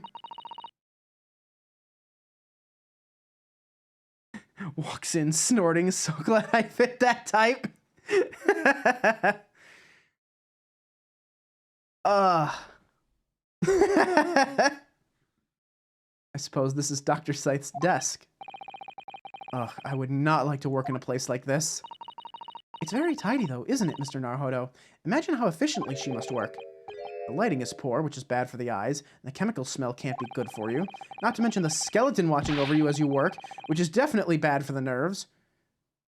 What are you saying, though? I'd love to have a skeleton watch me work. Actually, you know what? Hang on. We can make this happen. Hold on. Let me see if I can find one here, right? We gotta find like a transparent PNG, which is like finding a needle in a haystack. Transparent. All right, try this one more time. Try this one more time. No, that's God. I hate Google. I hate Google lying to me about the transparency of its skeleton PNGs. Wait, I don't need to do that. I don't need to do that because if I remember correctly, wait. No, it was just a tooth. We didn't put a whole ass skeleton on the Festivus pole. That's right. We didn't put the whole skeleton on there. We just put like a tooth and some milk. Can I find a skeleton that doesn't look fucking weird? Man, Google Images is having a real hard time finding me a nice skeleton. You know what? This one works. Hey, hang on. That's a... Oh, wait, that is a skeleton. Wait. I was gonna say, that's not a skeleton, that's a Draugr. But no, that is a skeleton. It's got the same glowy blue eyes, though. That's right, there are skeletons in Skyrim. Oh, wait, this might be an actual transparent PNG? No, it's not. Great. Lovely. This one looks pretty dapper. Alright. Hang on. I just need to open the image. Where is it? Where? Fucking... Image in new tab. Oh, wait, it goes to this, and I can't copy it. Oh, I hate these fucking websites. It's like, oh, you have to download a transparent PNG. You cannot right-click it. Fucking assholes. All right, hang on. All right. Open image in new tab. Excellent. Save image as skeleton. And, okay, we won't bother making this one transparent. It's not worth the time. It's not worth the time. Hang on, where is he? Wait, did I put a skeleton on there? I don't think I did. Hang on. Let me just make sure. Let me just make sure I didn't put a fucking skeleton on there. No, I did not. I most certainly did not. Okay. Let me find the skeleton. Resources. Where is he? Where is the skelly man? Oh, it is transparent. Oh shit! There he is! Hang on. We just put him, I gotta put him under me on the layers. Hang on. There. Wait, I gotta flip this. So he can be, like, looking at me. Like, if I could just control where I was clicking, that'd be great. That'd be the best. Okay, I don't know what I just moved, but that's not what I was trying to move. Skelly man. Where the fuck did he go? Oh, why is he in here? He shouldn't be in this folder. I didn't put him in this goddamn folder. Okay, hang on. Here. Nope. Okay, he's gone behind the overlay. That's a problem. God, why is it so hard to get a skeleton on my stream? God damn it! Just tell Hanavai to come over here, just real quick, or get Konzetsu. I don't care. Just get me a goddamn skeleton to look at me while I work. There he is. Perfect. I've done it, and now we can put him. We can put him right here. He is now my friend. Excellent. And now people will wander in and they will see the skeleton and it will encourage them to talk in chat because they will ask me, Alistair, where the fuck did that skeleton come from? Why do you have him? Have you seen what your muscular system looks like with no skin? I have, actually. There's a whole museum exhibit that's really cool. God, it's I don't remember what it was called, but it's like a mixture of like an art and a science exhibit for museums where they like show off like posed like preserved muscular systems, like, you know, doing ballet or dancing or just in different poses. It's very, very interesting. It's a little tough to look at first, but you get used to it. Well, yes, those are valid concerns, I suppose. I can just about cope with a one-eyed Daruma doll watching over me, but that's all. Well, yeah, Darumas are fucking weird, too. Skelly man. Hello, skeleton. Look at this. What a magnificent display case. The cherry wood has been polished to a high sheen, and the intricate carving is a joy to behold. Western cabinet makers really are very skilled, aren't they? You have nothing to say about the skeleton inside, Mr. Naruhodo. Mr. Sato, can't you tell that I'm trying very hard to avoid talking about the terrifying contents of the case? It's how I cope. I'll be sure to remember that from now on. Why are you scared of the Skelly Man? He's cool. Birds, birds, birds. That looks like an owl and a crow up there. I know. They haven't even twitched since we came in here. Well, no, they wouldn't have. They're taxidermy mounts, Mr. Naruhodo. I was afraid you were gonna say that. I've been trying very hard to tell myself they're just sleeping with their eyes open. Yes, I think perhaps you were wise to put something like your Daruma doll on display in the office instead. Let's see, what else we got here? What else we got? Can we rifle through her papers? Can we see her secret research? All the bottles on the shelves and... Look at all the bottles on the shelves in these cabinets. What an assortment of chemicals. These ones here are labeled highly toxic. That's worrying. Because there are also things that look like salt and pepper shakers in there. Oh yes, they actually say salt and pepper on them. The doctor probably spends a lot of time in this room, I suppose. Perhaps she has meals here sometimes. Life goes on, even when you're surrounded by death. Just be very careful you don't grab the wrong bottle, I guess. A table and a set of sharp tools. When you consider each in isolation, it all looks quite innocent. So why is it that when you put them side by side, they seem so horribly disturbing? It might be best not to ponder it too deeply. Seeing the large tome that's open on the desk does make me wonder, though. How can anybody concentrate on bookwork with this acrid odor of chemicals in the air? You'd either have to have a cast iron constitution or a really terrible sense of smell. Let's see, what else? Can't even investigate the table with the blood on it? Come on, man. Weak. Ooh, jars. Full of guts. Those jars seem to have pale things floating around inside them. I suppose they're fruit liquors or something, like the pickled umeboshi plums we make back home. Father had jars just like that back in his laboratory as well. I expect they're human organs in preserving solution, probably as examples of some rare medical condition. Mr. Sato, there's some things in the world that it's perfectly fine to never know about. Ever. Oh, so as I said, I'm sure they're fruit liquors or umeboshi, aren't they? Of course. Naruhodo, you fucking weakling. Coward. Is that all there is in here?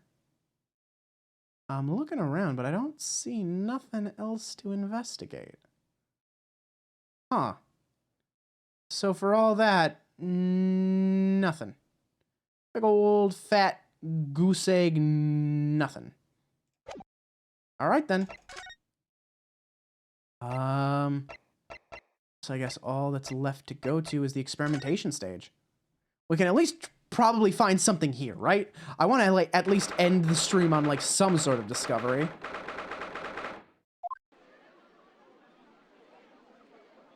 Puppy! Puppy! Puppy! Puppy! Puppy! Puppy! Puppy! Get out of the way, Susato. I want to look at the dog.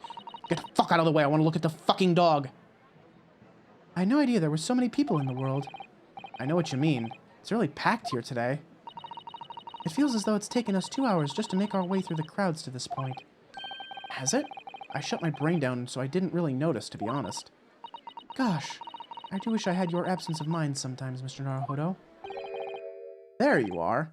I had a feeling you lot would show your mugs before long.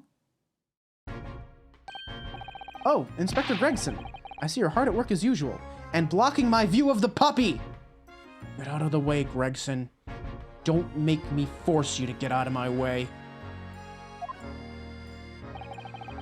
Warm greetings to you. I do hope you've been keeping well since the last we met.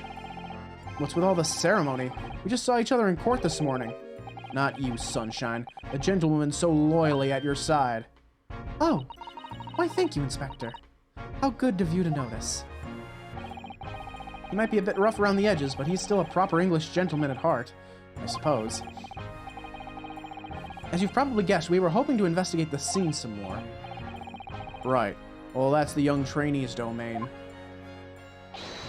Oi! Get over here, Gina! Puppy, puppy, puppy, puppy, puppy, puppy, puppy, puppy, puppy, puppy, puppy, puppy! She seems to be busy playing with a puppy, probably giving it a traditional East End training. Gina? She's a police officer now? Amazing, isn't it? She's a good kid, actually. Heart's in the right place, anyway. She got the detection bug, if you ask me. Yep, I think she'll follow in my footsteps nicely. What do you mean? I'm being transferred. It's time for me to say toodaloo to London. Oh no, really? That's a bit sudden, isn't it? I had no idea. Where are you going to be posted, then? We'll come to see how you're getting along. Not likely, but you're welcome to try. If you don't mind a trip to France, that is. To France? I'll be working in the Paris Police Prefecture. Should be right up my alley. But France? It's an entirely different country. I don't understand. Why would you be sent there? That's the way of the adult. That's the way the adult world works, Sunshine. Now don't go poking your nose in where it's not wanted.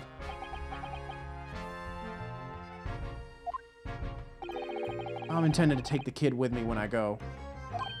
What? You're taking Gina to Paris? Well, I can't leave her here in London. Who knows what had become of her? I suppose he's worried that she'd strip back into slipping her hands into people's pockets and purses.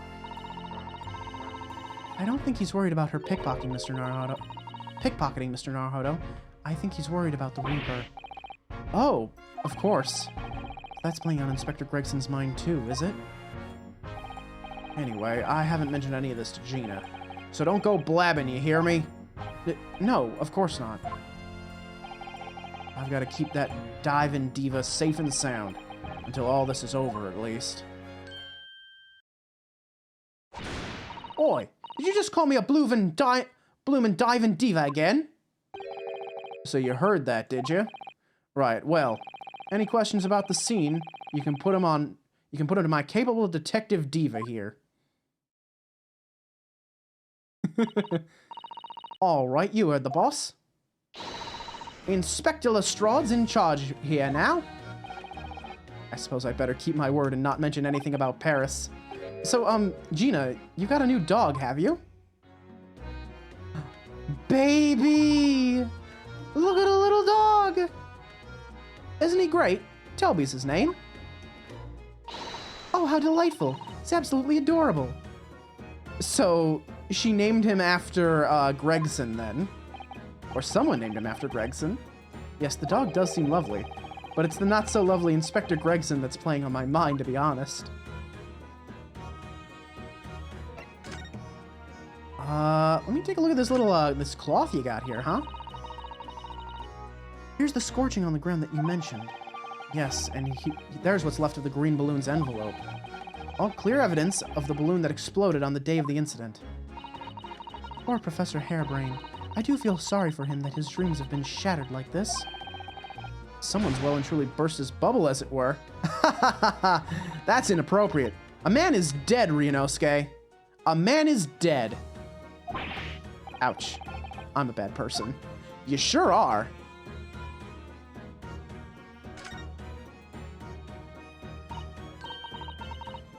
Ah, the Crystal Tower. I can't believe I'm seeing it at such close proximity with my own eyes. You've really been looking forward to the great exhibition, haven't you, Miss Susato? Oh, yes. When I found out that I had to return to Japan, I'm afraid I cursed my luck. But here you are, back in London, gazing up at the magnificent tower. I know. Perhaps I was wrong to curse my luck so harshly. Alright, let's look up a bit, shall we? Yeah, here we go. What a shame that the symbolic landmark of the great exhibition has been damaged like that. Yes, unfortunately the birdcage crashed in the most prominent position possible. It's the gods giving us a warning, if you ask me. Man must travel under his own steam, and not cut corners with instantaneous kinesis. So you're calling this the Tower of Babel, then? But imagine what might have happened if the birdcage had landed in a slightly different location. The death toll could have been far worse. So I think perhaps it was a blessing in disguise. Well, the gods are benevolent, obviously. I did say it was just a warning. Man must travel under his own steam, or next time birdcages will rain down on all of you. Your faith is much stronger than I realized. Well, how do you think I passed the entrance exam for Yume University? It wasn't by studying alone.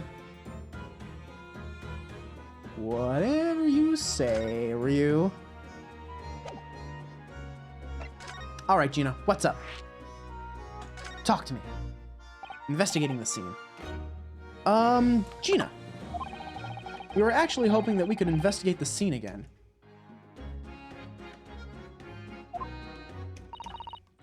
Yeah, alright. It's around here. You can do what you like. Oh, that's alright. That's alright, is it? I'm gonna be playing with my new friend here.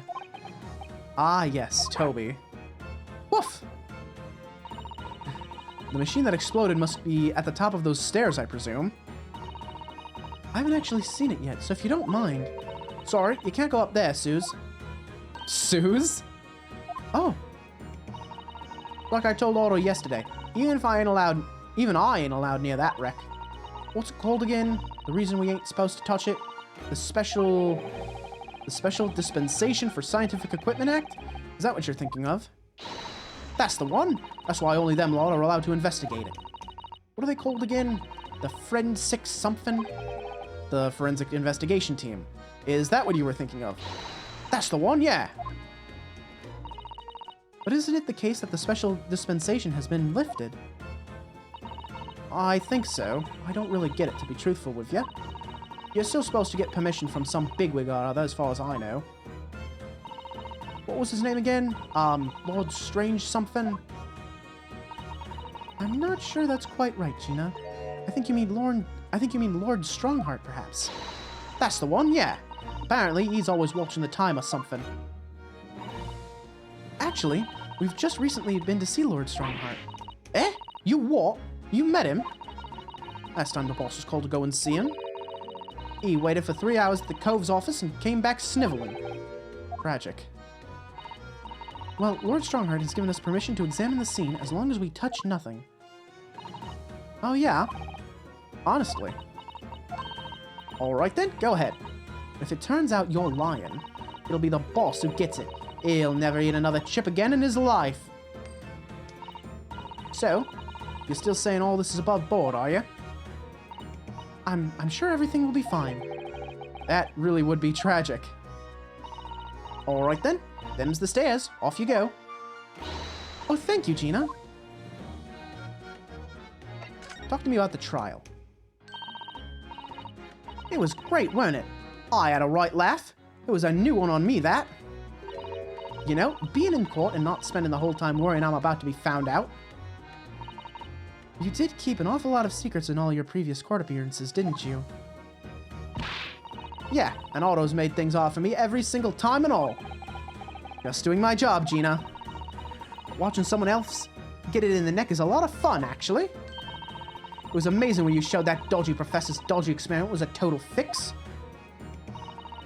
The dodgy professor, as you put it, Gina, is Mr. Naruhodo's client.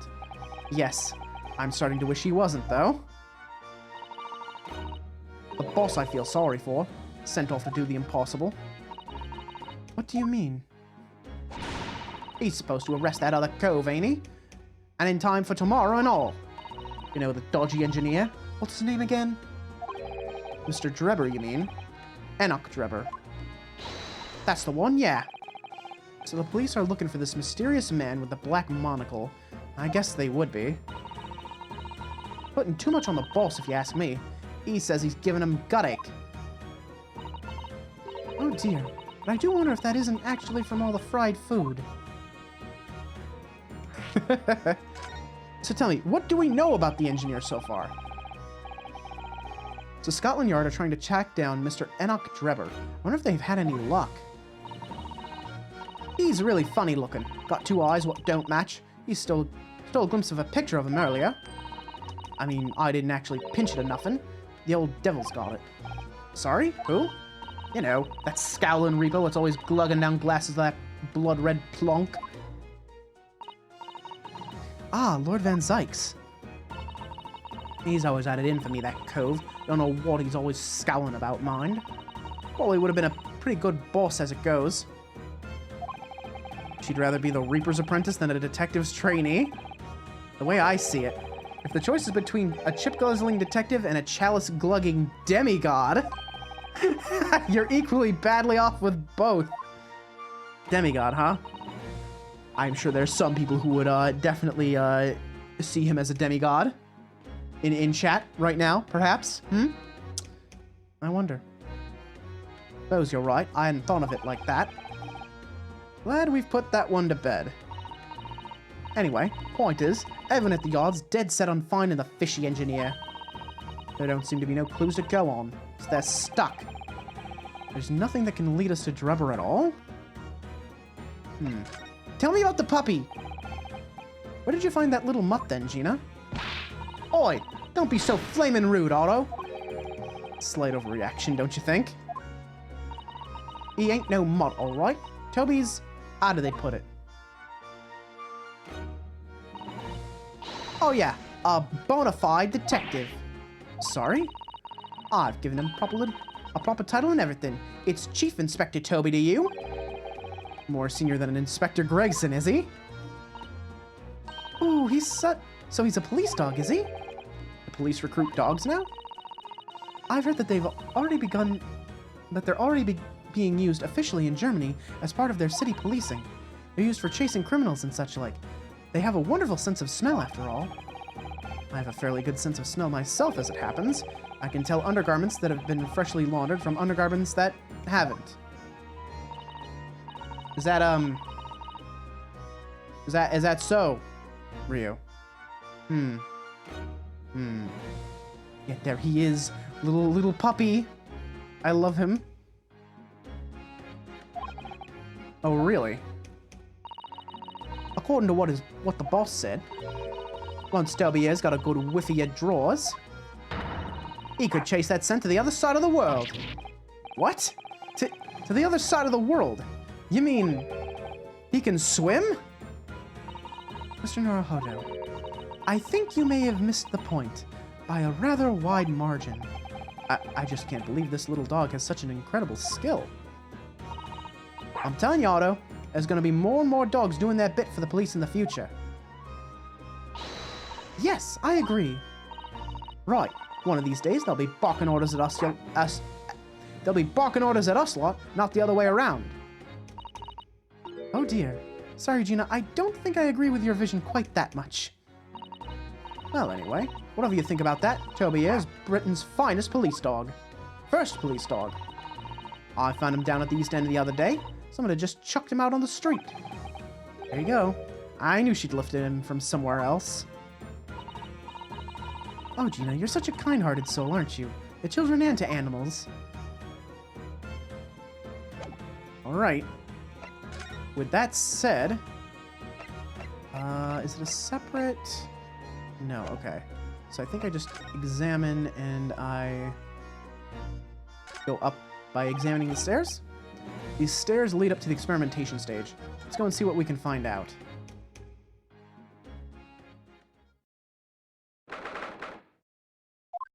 Here we are.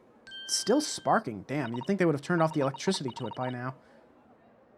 Oh my, so this is the machine that was used to deceive people into thinking instantaneous kinesis had taken place. Yes, that's right. Or rather, it was the machine. It's a little worse for wear at the moment.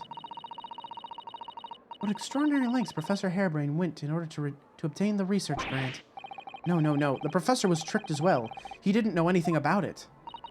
Yes, of course. It is amazing, though, isn't it? The scale of the whole affair is so very British. Right about that. You'd never see such a grand deception in Japan, that's for sure. Oh, look, is that... Lord Van Zykes? So, I think we're more or less done here, aren't we? Shall we, Mr. Sato? Already? He is the Reaper, remember? We do well to keep our distance, I think. We have permission to be here, from the top. We're perfectly well allowed to investigate this machine, as long as we don't touch anything. From the top? Do you mean Lord Strongheart? Exactly. So we can stay here and stare at this wreckage for as long as we like. We could have been at the center of the explosion here, and it wouldn't have bent her steel will. Alright, let's start examining. That looks suspicious. Oh, I guess not. What a terrible explosion it must have been. Even the steel girders have buckled and twisted in the blast. And what they call the birdcage was right here in the middle of it all, just here. But look, Mr. Naruhodo, that metal grill on the floor. Looks as though it's designed to open. It does, doesn't it? Yeah, that's what I was thinking. The floor opens up underneath the birdcage, swallows it up, and it looks like it disappeared amid all the smoke and steam. If the floor had opened at the precise moment the explosion occurred, the birdcage could have dropped through and disappeared from sight. I don't think there's any doubt that this was a very elaborate hoax, is there? We'll get to Van Zykes in a moment. This wasn't here yesterday. Really? But if I'm not mistaken, it's the cage in which the victim was standing before he was apparently beamed through the air. That's right, the birdcage. According to what Professor Harebrain said in court, it's made of wood. Or more precisely, Japanese cypress, I think. And despite having been in an explosion and then falling from a great height, it's relatively unharmed. What wonderfully durable construction, wouldn't you say, Mr. Naruhodo? I'd understood that the forensic investigation team had taken it away yesterday to examine it. I suppose they must have brought it back here when they'd finished their work. Sadly, not with the body inside it. No, that's right. I know we were given strict instructions not to touch anything, but still. This is too important a piece of evidence to overlook. We might need it for the trial.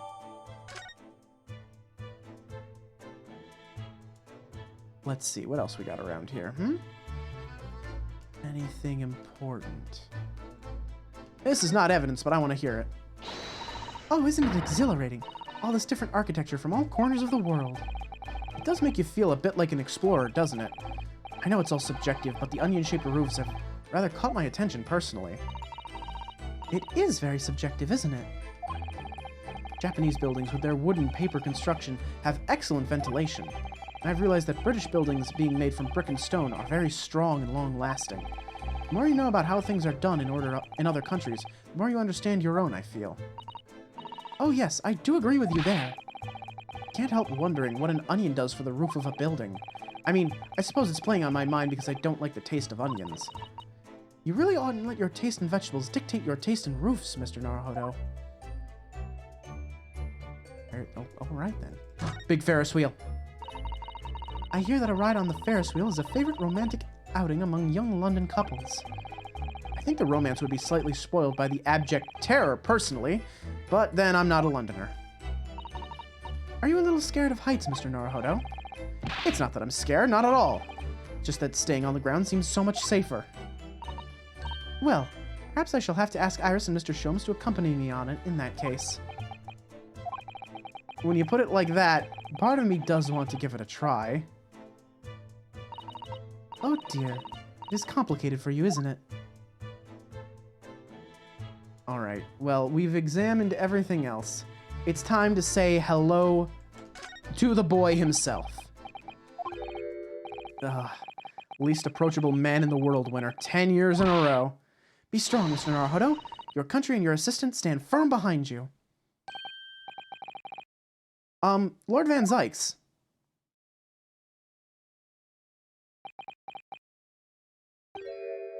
What? Well, beautiful weather we're having, isn't it? Very smooth, Naruhodo. Very smooth. I thought I was making it quite clear that I didn't want to be disturbed. Apparently, you Nipponese are unequipped to read the signs. Oh, I read them. So, what are you doing here? Entry to this area is prohibited. Well, the thing is, Lord Chief Justice Strongheart granted us permission to investigate, on the condition that we didn't disturb anything. And yet you've managed to disturb me. Never mind. State your business, then. Come to think of it, there are quite a few things I'd like to ask Lord Van Zykes about. Not least of which is that awful case, even though it's nothing to do with this. Ask away, Mr. Naruhodo. You won't know unless you try. Alright, tell me about Clint. So, Clint was the name of your older brother, I understand, Lord Van Zykes. Nipponese. I always have to be on guard whenever you're around. So, you've been investigating me, have you? Oh, no, it's not like that. Well, alright, it is a bit like that. My older brother was also a prosecutor. He was the pride of the Van Zykes family. But tragically, a vicious killer took him from us. The professor, you mean?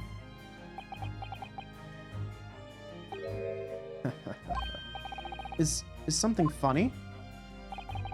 That's the extent of what you've discovered, is it? I shouldn't be surprised. Sorry? There's more to it, then. Lackluster work is very much your trademark, isn't it? Ugh, you're too kind. Are you gonna tar all Nipponese with the same brush next? So tell me, what's your interest in that historic incident? As it happens, Lord Van Zykes, There's a rather curious case that's come to our attention. Are you aware of the Madame Two-Spells Museum of Waxwork by any chance? I am, naturally. I believe that since last month, I feature in one of the displays there for public scorn. Of course, the infamous Reaper of the Bailey would have to be exhibited, wouldn't he? Well, a particular waxwork has been stolen from the place and held for ransom. Utoki, hello! How's it going? A particular waxwork? Which... wait, you mean... Yes, it's the professor. Mr. Sholmes is investigating the case as we speak. I was unaware of that. He's turned as white as a sheet. Let me out Enoch Drebber. Are the police trying to locate the engineer, Mr. Drebber, already? Surely that goes without saying. We're very keen to see him found as well. The trouble is, we don't have much to go on aside from the description of the man we heard in court earlier. Which, according to Professor Hairbrain, was of a tall, thin gentleman who has straight white hair and wears a black monocle. So I was just wondering, I mean, I realize it's probably not possible, but, we'd very much appreciate any more clues you can give us. Wow, Sasato-san really knows how to take the bull by the horns. Fine, why not? I have a photograph of the man here from an investigation 10 years ago. Uh-huh. Though it appears he already had that black monocle at the time.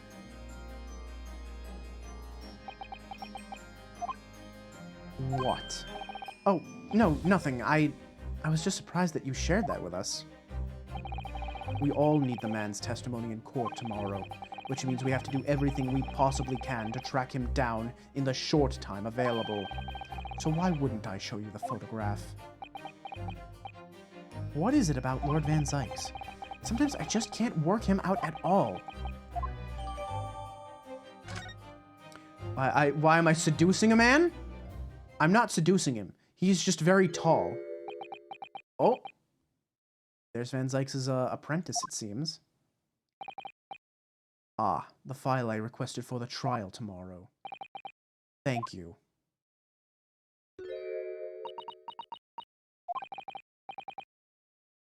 Are you all right? Who is this man, Mr. Naruhodo?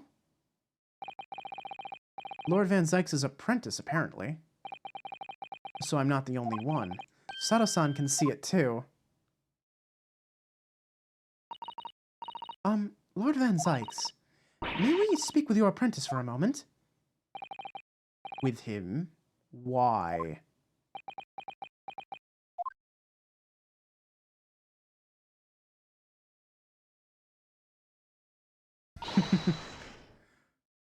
Kazuma-sama!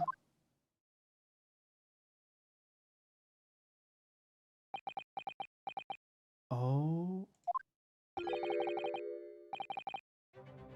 Azuma? I don't believe it. Your posture, your presence. It can only be...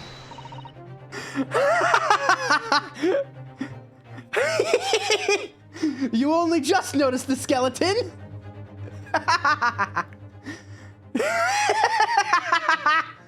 This is exactly what I wanted to happen.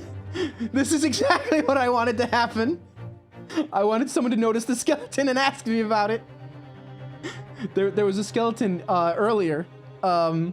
We were investigating a place, and Ryu was like, "Oh, I wouldn't want to." It was a coroner's office, right? So she does autopsies. So she has like a skeleton in a display case near her desk.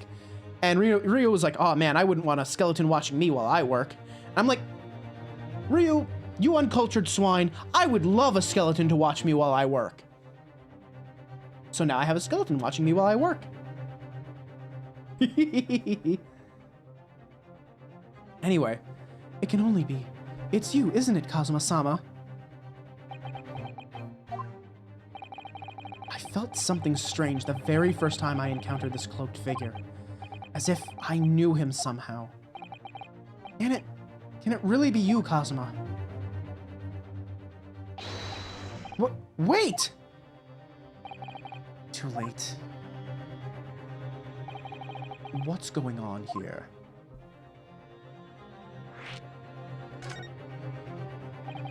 I did. I robbed the skeleton. I stole it.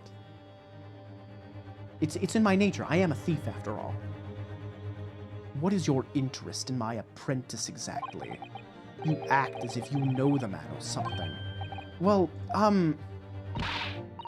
since when has he been in your care? I don't recall you having an apprentice before I left Britain 6 months ago. Lord Strongheart introduced him to me about 3 months ago now, with instructions to mentor him as a prosecutor. But he didn't tell you why, did he? The man appears to be suffering from amnesia. He's forgotten every last detail about himself. He has amnesia? Oh no. Tomorrow he will appear in court at my side. What? He's to serve as my judicial assistant on Lord Strongheart's orders. He'll be in court with us. Now then, unless I'm much mistaken, I believe this conversation has run its course. Oh, yes, thank you. Definitely saw a reaction there. When Susato-san called out like that, it really seemed to hit a nerve. And she called out Kazuma-sama.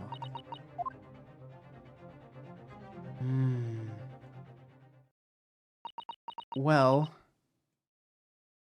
Jesus. Yeah, I mean, like, Kazuma, like, Kazuma supposedly died, you know, from smacking his head against, like, a wooden post, right? It was supposedly from a blunt force trauma. So if he's not dead, it's very likely that he has amnesia. But the fact that he's being trained as a prosecutor, that he's gonna be, like, arguing against us in court, that's a hell of a twist! You'd already met that masked man, hadn't you, Mr. Naruhodo? Yes. Yesterday, in fact, at Lord Van Zykes' office. I see. And if Kazuma-sama really is still alive, it means that Mr. Sholmes lied to us. I know. We're going to need to speak to him about that. You're going to have to leave now. The forensic investigation team are due to arrive shortly. If they find you here, it will cause problems. What sort of problems? Foreign affairs problems. Well, we could do without that. Alright, we'll be on our way. Let's go, Susato. Of course.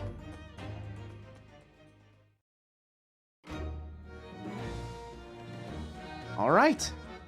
Well, we've got, I think we've got some new, stuff to work with here, right? Let's see. Let me just look around here one more time, just make sure I'm not missing anything. Can't go back up there. We saw the scorched bits. That's investigated, all that. We, oops. Not what I meant to do. Hang on. Oh, come on. Be quiet! Let me look up here. Just real quick. Oh, the balloons. I should probably investigate the balloons. Oh, look! A flying balloon! I've never seen one in the flesh before. I can't understand how they fly. And so high up as well. Oh, but think of the view, Mr. Naruhodo. You must be able to see for miles and miles. I do think of it, and it terrifies me. I mean, it would be certain death if you fell out. I'm sure they're perfectly safe. After all, they've been invented by some of the brightest minds in the world. Let's not forget that we know at least one has exploded. I'm sure there are other ways to fly. Let's see, anything else worth checking out? The stage up there is where the experiment was set up. It's very high, isn't it? About 30 feet, I believe, or 9 meters if you prefer. Craning your neck to see up to it starts to hurt after a while, doesn't it? Yes, we need to get up there and look around properly. Well, if I'm honest, climbing all those stairs makes my chest hurt. Oh dear, I think perhaps you should exercise more, Mr. Naruhodo. Anything else important? I do believe that is that. Well, with that being that, unless Gina has anything, nope. Oh! Hang on, that changed. Gina, we were actually hoping that we could investigate the scene again. Yeah, alright, if it's around here, you can do what you like. Oh, wait, hang on. This changed again. Wait, what's going on? Look, I'd like to help you out. But I'm just a trainee, ain't I? Ain't nothing I can do. Wait, huh? I can't look at the stage because the forensics investigation team are at work. Yeah, it suits you, yes. Alright then. Anything that I can present to her? Oh, maybe this? You know, would you take a look at... Oh, where did it go? Looking for this, Otto. Where did you do that? I don't know if you got anything else to show me, eh? What do you reckon? Give that back first, please. Yeah, I guess she wouldn't really have, anything to, like, share with these items here. I don't think, anyway. Maybe this? Nope. Yeah, I don't know. I don't think there's anything else to show her. I think we'd have to go somewhere else? Well, we will pick... Oh, we can go to the prison. We haven't gone to the prison yet. We gotta talk to, what's his name? Anyway, with that, and with a little bit of intrigue with this, with our, you know, supposedly dead friend possibly being alive and an amnesiac, I think we'll wrap up. So thank y'all again for joining me, as usual. I'm looking down below, and I'm very excited. You'll see that we are just 11 followers away from, our big reward, which, I don't have posted on here. I should do that. But yeah, the reward for 200 followers is going to be an edutainment showcase stream. Maybe more than one. Because there's a lot of, like, cool edutainment games that I'd like to, like, show off and look at. You know? I think it'd be a lot of fun. I'm sorry, Shaman. I'm glad you're enjoying it, though. I'm really glad that people are, like, enjoying these streams. I'm enjoying them. I like doing the funny voices. And I also just really enjoy, the game itself. I love detective games and, like, intrigue and all that. Ace Attorney games just in general are, like, one of my favorite series. You know? I adore them. But let's see. Who's doing stuff? Let's see. Let me take a little look around. There's a few different people we could raid right now. Oh, you know what? Hang on, let me check something real quick. Oh, it's... How long is it? Only 15 minutes? Oh, we're gonna drop in, like, right at the start. Nice. Let me just get past this ad and make sure they're past the, like, the starting soon scream. Scream. Blah, blah, blah. It's a, you scream, you lose, stream, it looks like. But it's Purple Killer. So, that's gonna be fun. It's been a while since I've been able to raid Purple. So I want to drop in on her, you know? I haven't been able to stop by as much as I'd like. But yeah, so tomorrow is going to be the Outer Worlds again. We're finally gonna get Parvati her date. I'm excited about that. Yeah, that one's gonna be a little bit of a shorter stream because I've got Dungeons and Dragons that night. So, you know, I got nerd stuff to do. But yeah, so if you're new around here, feel free to drop a follow. If you'd like to, you know, tune in next time. We have a Discord server if you'd like to stop by there, where you can see all kinds of lovely things, cursed and blessed and blurst, you know, whatever you feel like. There's some socials down below, Twitter, YouTube, all that sort of stuff. Reminds me, I gotta, like, post all the stuff in the VOD channel that's just kind of been sitting there. I export all my VODs to the channel, but they stay private until I, like, you know, fix the title and the description and all that. So it's like, I gotta go through and do all of that and make sure all of the recent VODs are posted. I gotta get Well, Bar Brawl is up. I did post Bar Brawl. That was important. And Uncle Bill will be posted pretty shortly, too. And I gotta get the karaoke stream. I gotta upload that one, like, deliberately, like separately. Because I did record it, but I couldn't like save the VOD because copyright bullshit. You know, everyone's favorite thing. Next stream, you weird talking polar bear. Add it to the list. Anyway, let me make sure I'm spelling this correctly. Killer underscore. Let me make sure she's doing stuff. Yep, okay. So she's playing the medium, which is, I'm going to guess it's a scary game because it's a, you know, I scream the stream end sort of thing. Raccoon. Yeah, I've been called a raccoon before. Honestly, raccoon is not that far off because, you know, red pandas are cousins of raccoons. It's actually why I chose a red panda for my model because, you know, Sly Cooper, raccoons, nature's bandits. Anyway, I think that's all from me. Take care, all y'all, and I'll see you next time. Peace.